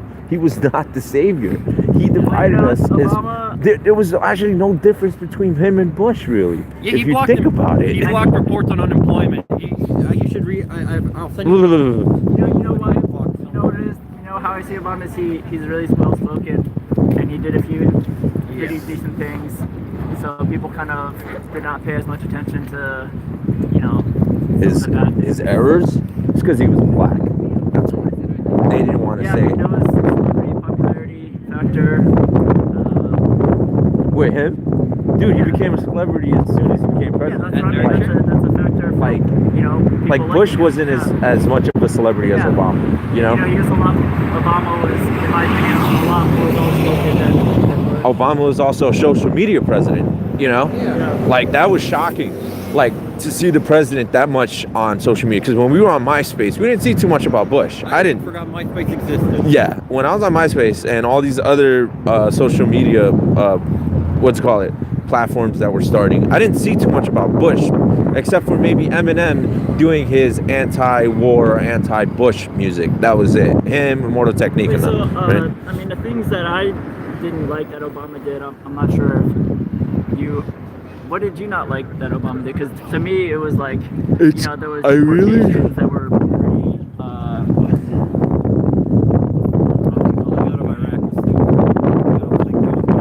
Well, it was.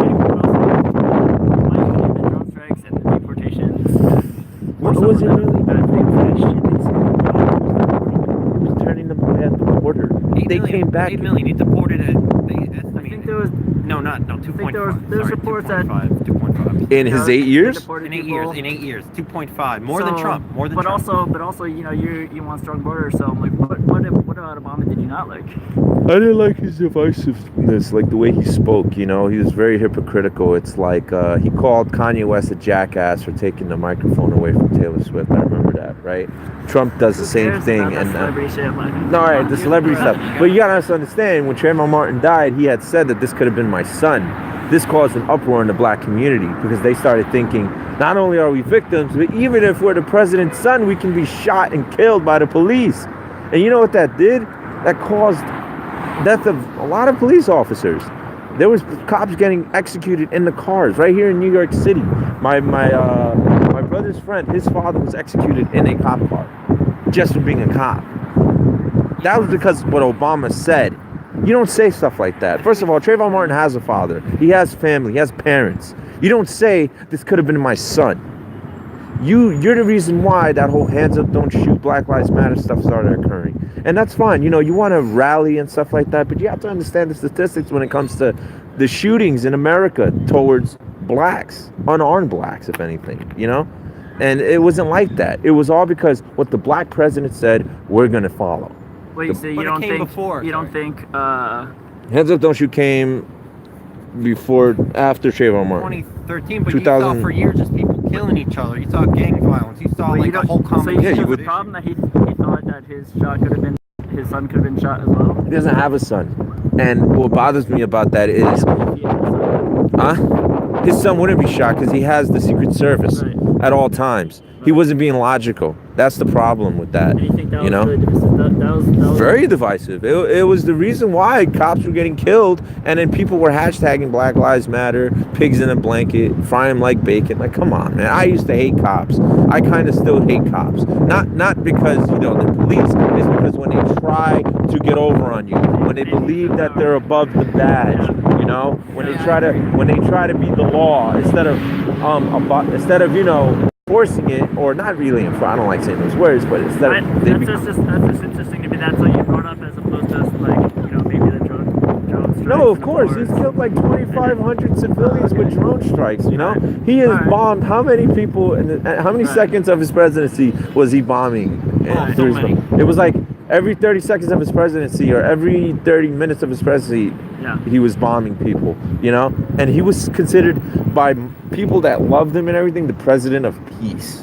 And he got a Nobel Prize. Yeah. He got He got Nobel Prize before he became president, right? 2009 he got one when he became president. How do you get a Nobel Peace Prize? What did you do? Not to mention his records are sealed from his time as a lawyer, I believe. His records are sealed from college, from the university. Why? Why is his record sealed? We know everything about Trump and university. Yeah, we know. You see that guy with the Trump University hat, the shirt? Yeah. And it says graduate with a J. I love that guy. That guy cracks me up. But the thing is, right? So what can we do to unite people? That's This what we're doing right now. We're having a conversation. Get people to know about the fares, the cost of living. Yeah. You know, I mean, just let them know, you can take a stand. That's why I'm here. I remember not even too long ago the fare was $150. I remember that too. I loved that. You know? I am certainly 17. Wait. And they raised 2008. It was 150. they raised the fare, right? And on top of that, all the students got Metro cards. So that was good and bad. So it was like, that's what the government does. The government gives and takes away. But you know what? When they take away, you don't notice it because you think you're so grateful for what they give. And that's what happens. That's what they're doing right now, you know? And I'm very disgusted by what we've done as a country when it comes to, you know, just not giving the government so much power. Do you understand, like, we give them too much. When you go to certain neighborhoods, you see what the government does. You see the power it has on the people. They are in shackles. They're in chains. Like mentally, like they cannot move. They're so dependent on it. And it's scary because government becomes God. Government becomes your father. Government rules all. And that's what people don't want. And that's why people did that in France.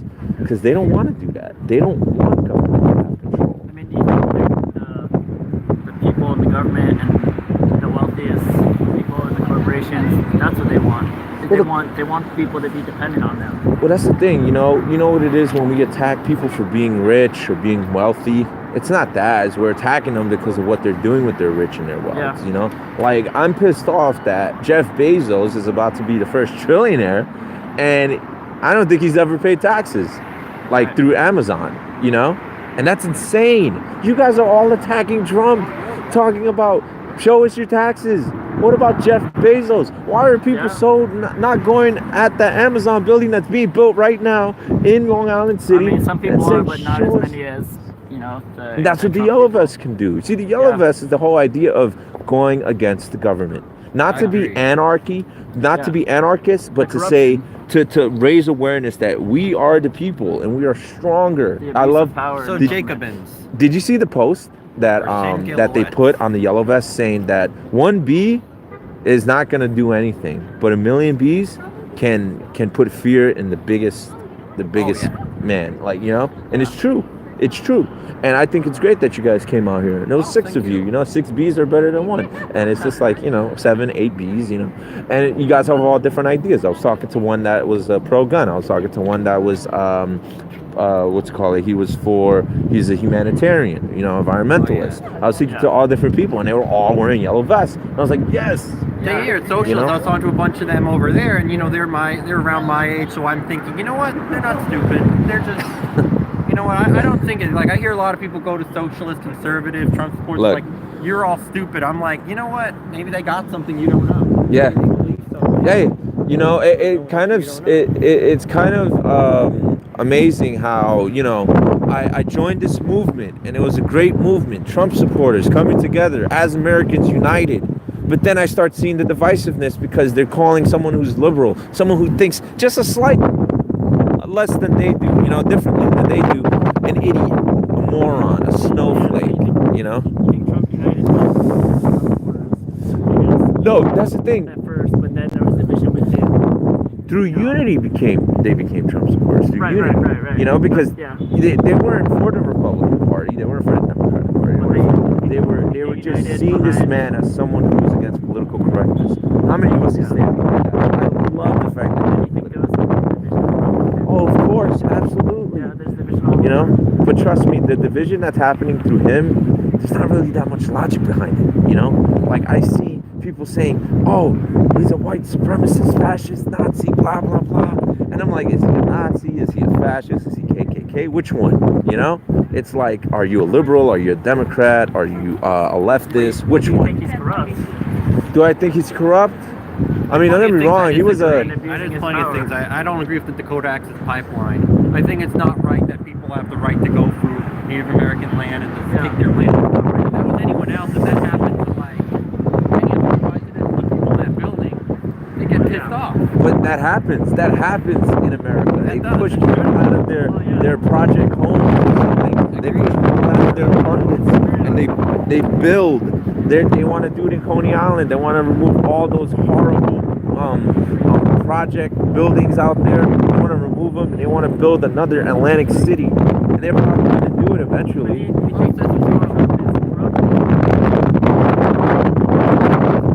As a government, as president, I mean, honestly, when he was a businessman, he did a lot of corrupt stuff. You know, he actually had business with Russia. He had business with the Russian mafia. This is what I was talking to somebody about. I don't really want to talk too much To me, into it. corruption is, you know, corporation and state married is corruption. You know, when the government is not of the people, when it's representing the corporations and the wealthiest. Oh, yeah. I think corruption is when you're getting robbed and then you go to the store to get a new bag and then they sell you the bag that you were just robbed of. I think that's how I think. I think that's what happens with our tax money. That's what I think. That's exactly what happens with our tax money. Hey man, come on, you gotta say something. You know, young kid here, but he's very knowledgeable. You know? See, we go around as Trump supporters saying, look at the NPC left. Orange man bad. Yeah. But wait a minute, there's a right-winger NPC. Orange man good. Yep. You gotta really understand, as an American, you have the freedom and the right to criticize your leaders and your presidents. And that will show that you truly support them, not blindly follow like a bunch of sheep, you know, led to a slaughter. I love this president. I think he's one of the greatest presidents, or he might even be the last president we ever have, you know? He's going to win 2020, I'll tell you that. Yeah, he is going to win 2020. He's going to win 2020 because people are going to realize that, listen, we needed someone that was an outsider who they believe he's an insider. That's fine and everything, but he's an outsider, right? And he's dismantling the two-party system. So what is that going to do? That's going to build this whole new party and eventually divide it into two and become a two-party system again. But, you know, he's interesting, you know? So I think when we get more people out there, we're not going to no longer vote for party, we're going to vote for the person, you know? And that's what I'm really pushing for. I'm actually pushing for a new party. Instead of the grand old party of the Democratic Party, get the brand new party, right? Yellow Vest Party. BNP. Yellow Vest Party. Maybe, you know? But the thing is, I don't want to take France's idea. I don't want to take Britain's idea. Let Britain have their exit. Let France have their yellow vest. We have red hats, you know? The Trump supporters have red hats, but they can also be people that are not Trump supporters wearing red hats, and everybody coming together with red hats. The yellow vest is something that they're struggling with in France. But I feel like everything that goes on, we want to be a part of it because we want to go with what's trending, what's popular. Yeah. I want to focus on principle and value. I always tell people this. Focus on principle and value. Yeah. What's principle and what's well, value. To me, the yellow vests have principles that. No, it's a terrific idea.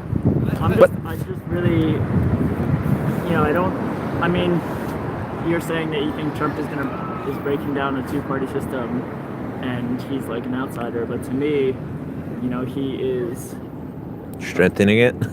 well, he's an insider who just wasn't a politician. He was just on the business side of the inside.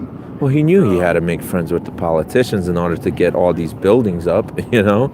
Who else is going to help him actually allow these buildings to be built in New York City? But I will say this about Trump in New York in an interview he did in the 80s where he talks about Harlem, he talks about the South Bronx, he talks about the communities like, you know, why don't we just invest in those communities? Like, why are we spending so much on foreign aid or foreign problems when we have problems here in New York? Yeah. Problems he wants to solve. And I agree, he was trying to buy tons of real estate there because he says you're going to see an economic growth in New York. You're going to see it to the point where people are going to start wanting living here. And look at Harlem now. It's gentrified so much. 125th and Lenox, there's a Whole Foods. I shit you not. Is that a good thing or is that a bad thing? I personally think it's a bad thing. It takes away from the character. Saying It takes away. Let me tell you what this Not does. just the character of the community. Let me tell you. Yeah, there are people live there their whole lives. This is what bothers me about gentrification, because Yeah. both sides are to blame. Agreed. One side is saying we need to push these people out and build this for our type of people, you know, the people of a wealthier class. But what did the people that live there do? Oh, they're gentrifying this neighborhood. I'm gonna go get some Starbucks and Whole Foods. You're giving those companies business. You're pushing I yourselves out. can't blame them. I mean, like I say the things I feel that way too, but in a way you can't blame them. They're just living there and they're only doing what they can do, and they're What can they do? They can go to a regular supermarket that's probably owned by somebody within their own community. They can go to a coffee shop, not Starbucks, not getting a latte. Get a large coffee, not a venti mocha latticino, whatever it's called. I'm just saying those are struggling working people just like us. They're struggling, but they rather spend money on Starbucks because it's quick instead of waiting for that cup of coffee, or it's cool. It's all about branding. That's all it is, and they're losing their neighborhoods because of branding. I would very much like people to care more about that stuff as well, where they spend their money. I live that and then they're gonna tell me about resources. Oh, the Black and Latino communities don't have resources. I went to a smoothie place in my neighborhood. It's a black neighborhood. The guy didn't put ice in it. What type of resources do you need to put ice inside of a smoothie? It's because you're too damn lazy to realize what are the ingredients in a smoothie, And this is what bothers me. People just want to have their businesses and believe that, because this person's the same skin color as me, they're going to support my business. You have to take your business seriously. I do too. I have to take my business seriously. I cannot allow myself to, fall into this whole victimization just because of my background or my struggles. Nobody's ready to hear that, This is what I like about Trump. Trump is a tough guy. He didn't give a damn about that. The man was in $900 million in debt. $900 million in debt. And he walks with his wife one day and he looks at this homeless man and he said, this homeless man is worth more than I will ever be, because he is not $900 million in debt. Sometimes these people that are homeless and everything, they have everything compared to us, because we're always in debt, we're always paying taxes, we're always in trouble, But at the same time, it's like Trump really developed that area over there on the west side. That was crap out there. No, my base teacher told me this. In 1960, he got jumped on 82nd in Amsterdam, and when he got and he said that he had a friend who told him never go up there never go past 79th Street. We're on 75th right now. He says you'll get stabbed, you'll get robbed. He plays gigs all the time everywhere in New York. He says he can't get over how everything's changed. Yeah.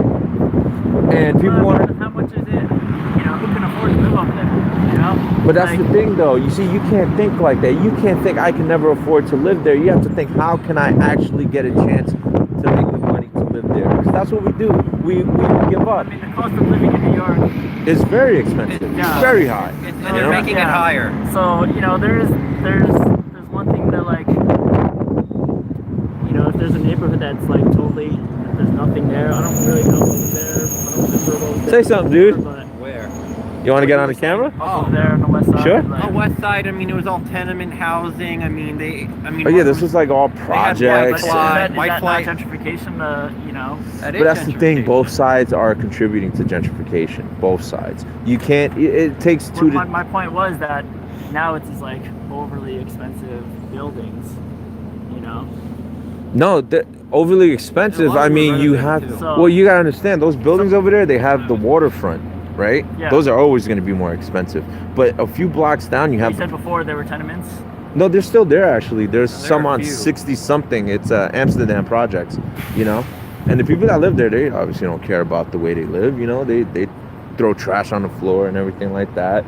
And it's just like people want to push these people out. Probably also because of their race, but they're not taking care of the neighborhood. If you took care of your neighborhood, if you really cleaned up the trash in your own neighborhood, I guarantee you more people will work very hard to stick with that neighborhood, to really keep that neighborhood. But a lot of these people that get bought out, I agree with that, but I also think that, sometimes people are just struggling way too much. Absolutely, yeah. To even take care of their own neighborhood, Yeah. No, I agree. No. And if you come to neighborhoods that's like why I say it's kind of hard to blame people, but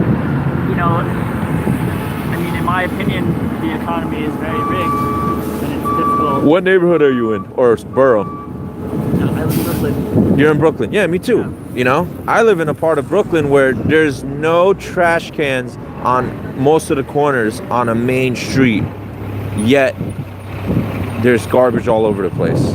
You know, there's other neighborhoods where there's no trash cans at all, but nobody's throwing it on the floor. You know, they actually take it home with them or something of the sort. And this is what we have to start with. We have to start with cleaning up that trash. When you see a clean street, you want to probably do more.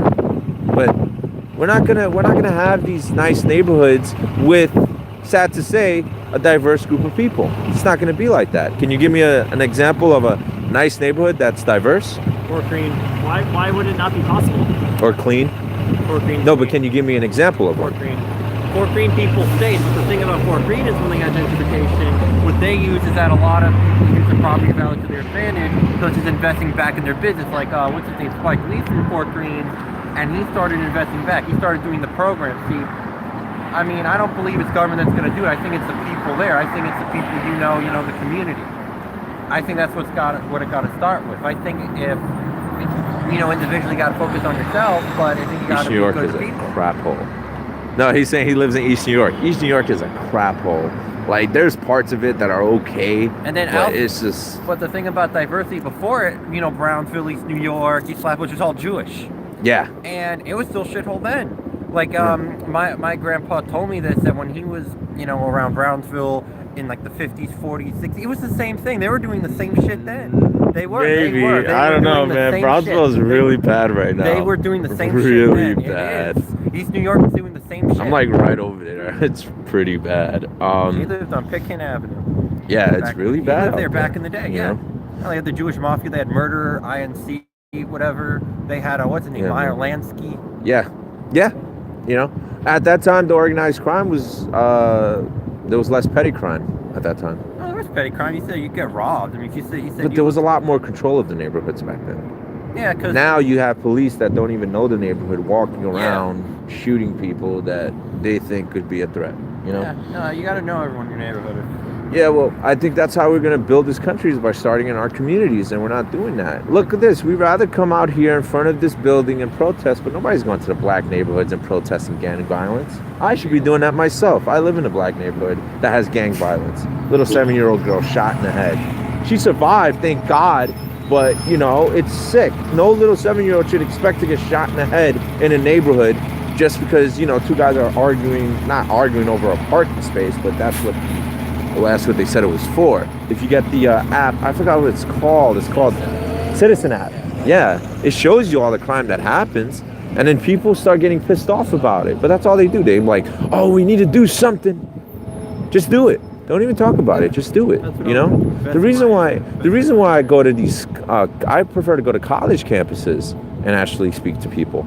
I don't want to go to the neighborhood that I live in and rally against gang violence, because I feel like I'm only reaching this neighborhood.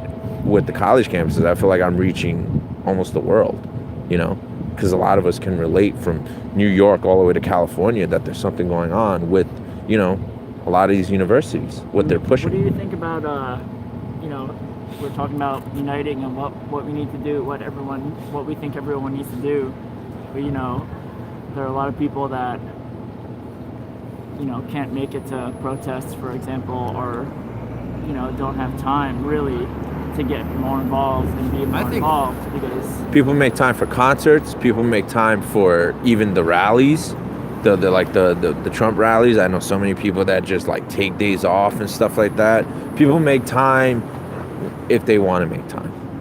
Yeah, like look what happened with what. Well, like when I went to the Christmas party. Can I put you on? Oh yeah. Okay. So when I went to the Christmas party thing, like I heard about it at the last second. So like 2. that day. Oh man, it was like I told you about the party was gonna be over in like maybe 4 hours, 3 hours. So I quickly like got all my homework done and everything, because like I didn't want to have to like do it after, because then I don't know what time it would have been. But like he says, like you need to make time. Like, I mean, there are no Trump rallies, around New York City, obviously. Not yet. Well, yeah, but yeah, basically just make time for everything. Yeah, Few make time. fascism Yeah, I hypes mean, them it's- up. No, there's Oh, yeah. this group. You I mean, know- it's just funny to watch. They're like, fascists attacking! And I'm like, really? Just the one guy with a sign just on his phone, eating a bagel, just like, he's I mean, fascist. I agree. I think there are a lot of people that could make time, Yeah. but I think there are a lot of people that struggle to make time as well. Look. You know, like I lost a day of work, like at least an afternoon or half day of work coming here today, Yeah. and like that makes things financially difficult for me. You know. I think I lost a been friendship able to- coming out here, but whatever. I guess I could fix that I later. haven't, been able to attend or be active, and I think a lot of people. And that's why. Listen, I get involved politically. I'm a political activist. I see him out there. He's getting out there involved. You can do it too. It's. I understand. You got to go to work. You got to work. You know. But what bothers me is the weekend political activism. That annoys me because it's like it's all about being fair-weathered, activist, and I don't like that. I mean, that can go a long way, though. I think using the LLS as an example, they were Yeah. mostly on the weekend every weekend. Very true, And very they true. did it And they got consistently. things got So done. that was No, very yeah. true, very true. And the there's some weekends value in also that. because everybody's out and about and everything. That's true and all. But there's people that are doing anti-Trump protests on a Monday and a Tuesday Oh, and yeah. a Wednesday I'm like, and a what the fuck Thursday. they doing with their And I actually appreciate that. I'm like, wow, they're taking time. And people are like saying, oh, they don't have jobs. Yeah, they got jobs. And their jobs actually encourage them to go out there. They go, Wait, what are their jobs? dude, a lot of these people, they're more into arts. So they're I'm into art. I play they bass. have businesses and stuff like that, even though they're socialists and communists. It's so Ironic. weird, honestly. But it's just like they do have jobs, but people want to make it seem like, oh, these people are jobless. No, they're probably getting paid to be there too. There's like Craigslist ads to do protesting, and I think that's stupid. But at the same time, somebody's making money, and I think that's a great thing when somebody's making money. But people need to take it seriously. People need to take the government very seriously. They can't just think like, okay, we're going to be taken care of. Okay, my taxes go into this. Obviously, no, we don't know what our taxes go into. Do you know where your money goes when you pay taxes? Do you know? Military. That's what you think, right? Who knows? 30% other. If you look at the whole pie chart, they put other because they don't tell you where it's going. Exactly. And I'm pretty sure that 70% is actually other, and the 30% is where they break it down. Yeah, because the U.S. spends 61%, I know, on social services, Medicare, Medicaid, basic healthcare services, and the rest transportation, and then the rest military. But then that 30% other I was talking about could be other things we're not supposed to know about the military or certain programs. Yeah. That's what I'm saying. And and then you see a lot of abuse of funds all the time, like the MTA, Well, people are pissed off about the MTA because of the heating and cooling systems in the tunnels. That's a big problem. and they won't leave. Here's what I think they I should think do. people are pissed off about the fare hikes and the cuts in service. Well, you can't raise the hikes on fare and not do anything about the ventilation down there, the Yeah. cooling and heating systems. Yeah. That's a big problem. And there's cuts in service and they're overcrowded. It's because of what? There's cuts in service. Oh my God, the L train. It's going to my hell. God. That thing is going to be cut off, and then everybody's going to go to the junction. Oh my God, it's going to cause such a mess. But and it's just people need to take it seriously. We can keep doing this every weekend, and I think that would be great. People get involved on the weekend, But if there's something going on a weekday, and you're just saying to yourself, I'll just wait till the weekend. No, just go do it, I'm doing an event in Virginia, and it's a Second Amendment rally, right? Because I think it's very important that we stick to our guns, figuratively and literally, Because if we have that, they can't take anything away from us. But because they're taking it away from us, they'll take everything else as well. They know that we'll be complacent because we're unarmed. Do you think the Trump supporters at the Trump rallies that they're taking the government serious enough? No, of course not. I would have heard a lot about banning on bump stocks. I would have heard something about the First Step Act. I would have heard so much about a lot of what's going on. But you know what they're focused on? Baby It's Cold Outside Yeah. being banned from a radio station in Ohio. Was that a song or something? Yeah. Yeah, it's an old classic baby and Baby It's Cold Outside. I can't sing. So, you know, they think it's a they think it's what's the words I'm looking for? I think it's not consensual to rape. It's just they think it has something to do with date rape. My ELA teacher. Yeah, so we were watching the movie Elf on Friday. And, I love that movie. That movie and makes me then they laugh. had that song, and then like the subtitles were on, and then she's like, "Guys, pay attention to the lyrics a little bit more." And since she said that she's like a Democrat and everything, well, I knew what she meant by that, but like no one else did. Yeah. Yeah, so. Yeah, the kids didn't care. They were just watching it. They loved the movie. It's a funny movie too. I love that movie. But you know what it is?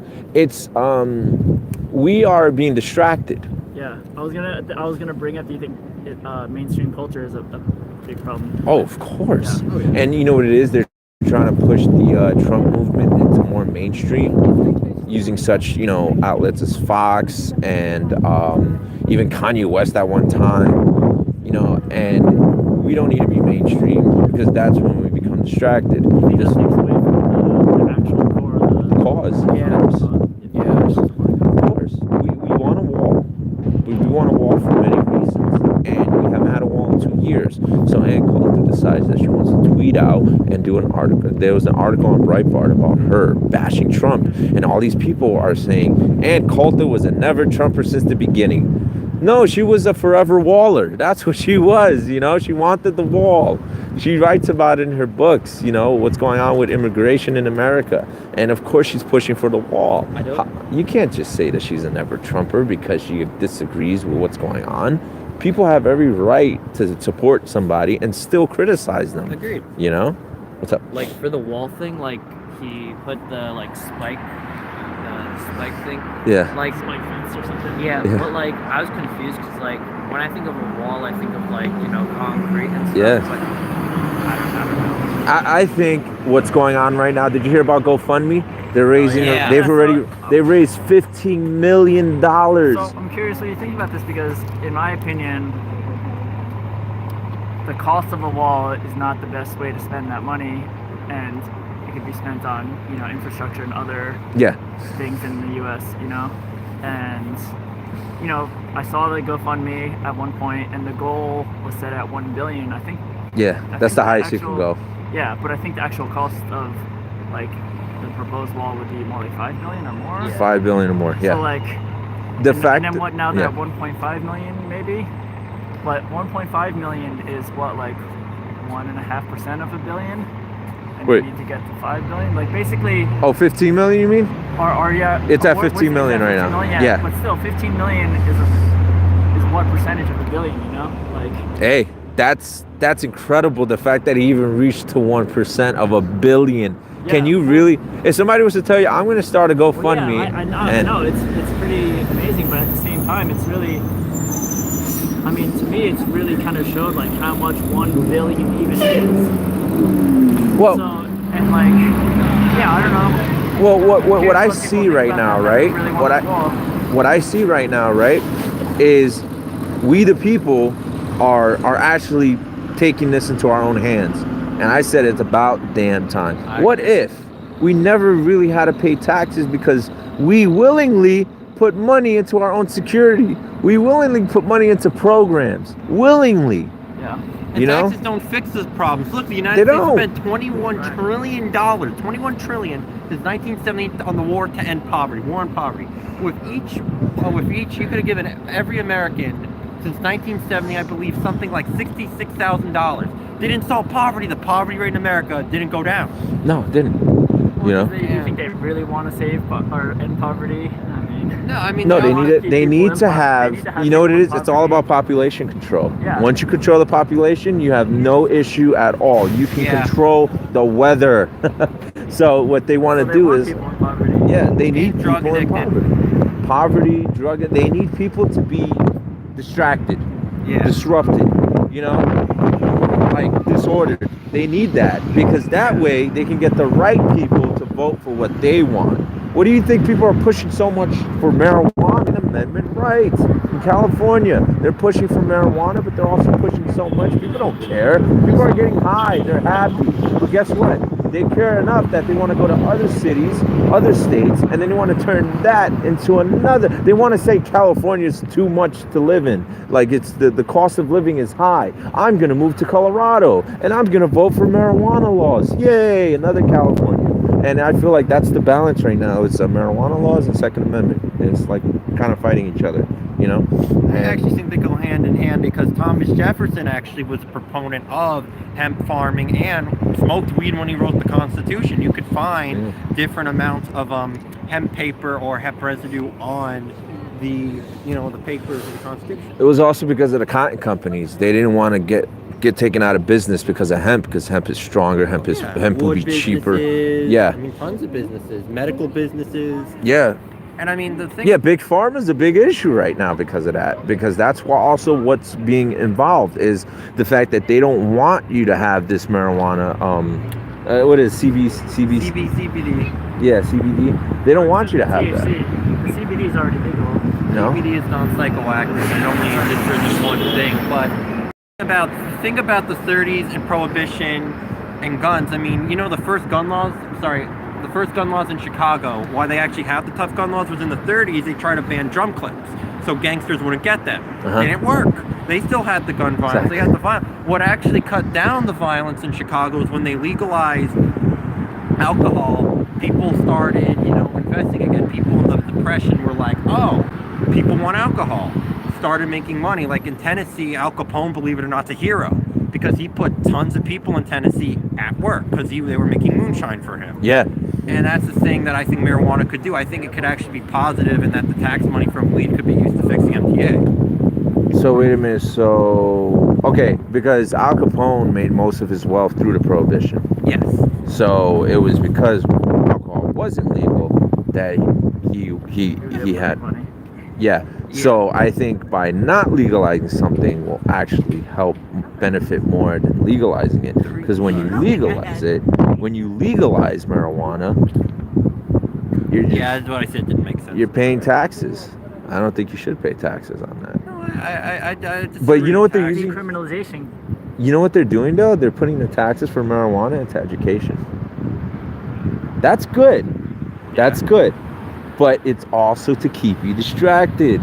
Because while they're doing something in this hand, they take something from your other hand, And that's how it is. You have a blunt in your hand and you're going to lose your rifle in the next. I'm telling you, that's what happens. People are not taking it seriously. They want you to be sedated. They don't want you to be conscious when they take your rights away, So they give you all these privileges. Yeah, sure, get high. Awesome. While you're getting high, I'm going to go take care of this. And they've done it. They've done it in this country, and I'm very disgusted by the fact that I didn't realize it until one day I just woke up and it was like, wait a minute, why don't I have a gun? I thought it was my birth-given right, And it's just like, it always goes to guns, dude. I'm telling you, everything that we're dealing with right now is all going towards guns. You see the people in France, they would not have to do what they're doing right now if they had their guns. They wouldn't have to worry about the government taking so much money from them. They wouldn't have to worry about the issues with immigration if they had guns. I mean, you're going to say that, okay, guns is not going to be the answer. I think if we just honestly focus on mental health issues or probably, just finding a way how to get people less on devices and more personal interactions, maybe. But I really think it's guns, dude. I really think all our issues will be solved with not telling people they can't keep themselves armed. I disagree with you on that because, look, I do agree with the Second Amendment. I do think people should have the right to carry guns, but I think that's like saying that, if we get weed legal, all of society's problems are going to get away. People are not going to have cancer. People are not going to have this. People are going to have it. It's going to help. But the thing about it, and the thing about New York and gun laws, yes, New York has tough gun laws. New York has not had any school shootings, yes, thank God. But you go to Brownsville, there's shootings here all the time. Oh, of course. You can't legally own a gun. You're caught with one there, you don't add a firearm charge for an additional something like 5 years in prison. But some people who carry one don't even carry one because they, want to rob people or hurt people. It's because they're getting robbed. Because they want to defend themselves. Yeah. It's illegal. It's not going to stop people from. But trust me, there's more people that are getting these guns illegally that want to use them for bad than the ones that want to use it for good.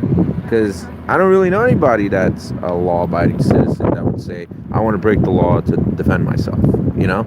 In New York, of course, in New York City, of course. But let me cut this off. I'm still want to talk to you guys. Y'all hungry? You know a good spot? What is it? You wanna go eat with us? No, I'm cold. I gotta get out of here. Hey guys, thank you all for tuning in. This was fun. I'm here with Student for Trump. What's your name? Alan. You have any social media or anything like that? No. No social media. Smart man. Michael, what's up, everyone? Michael.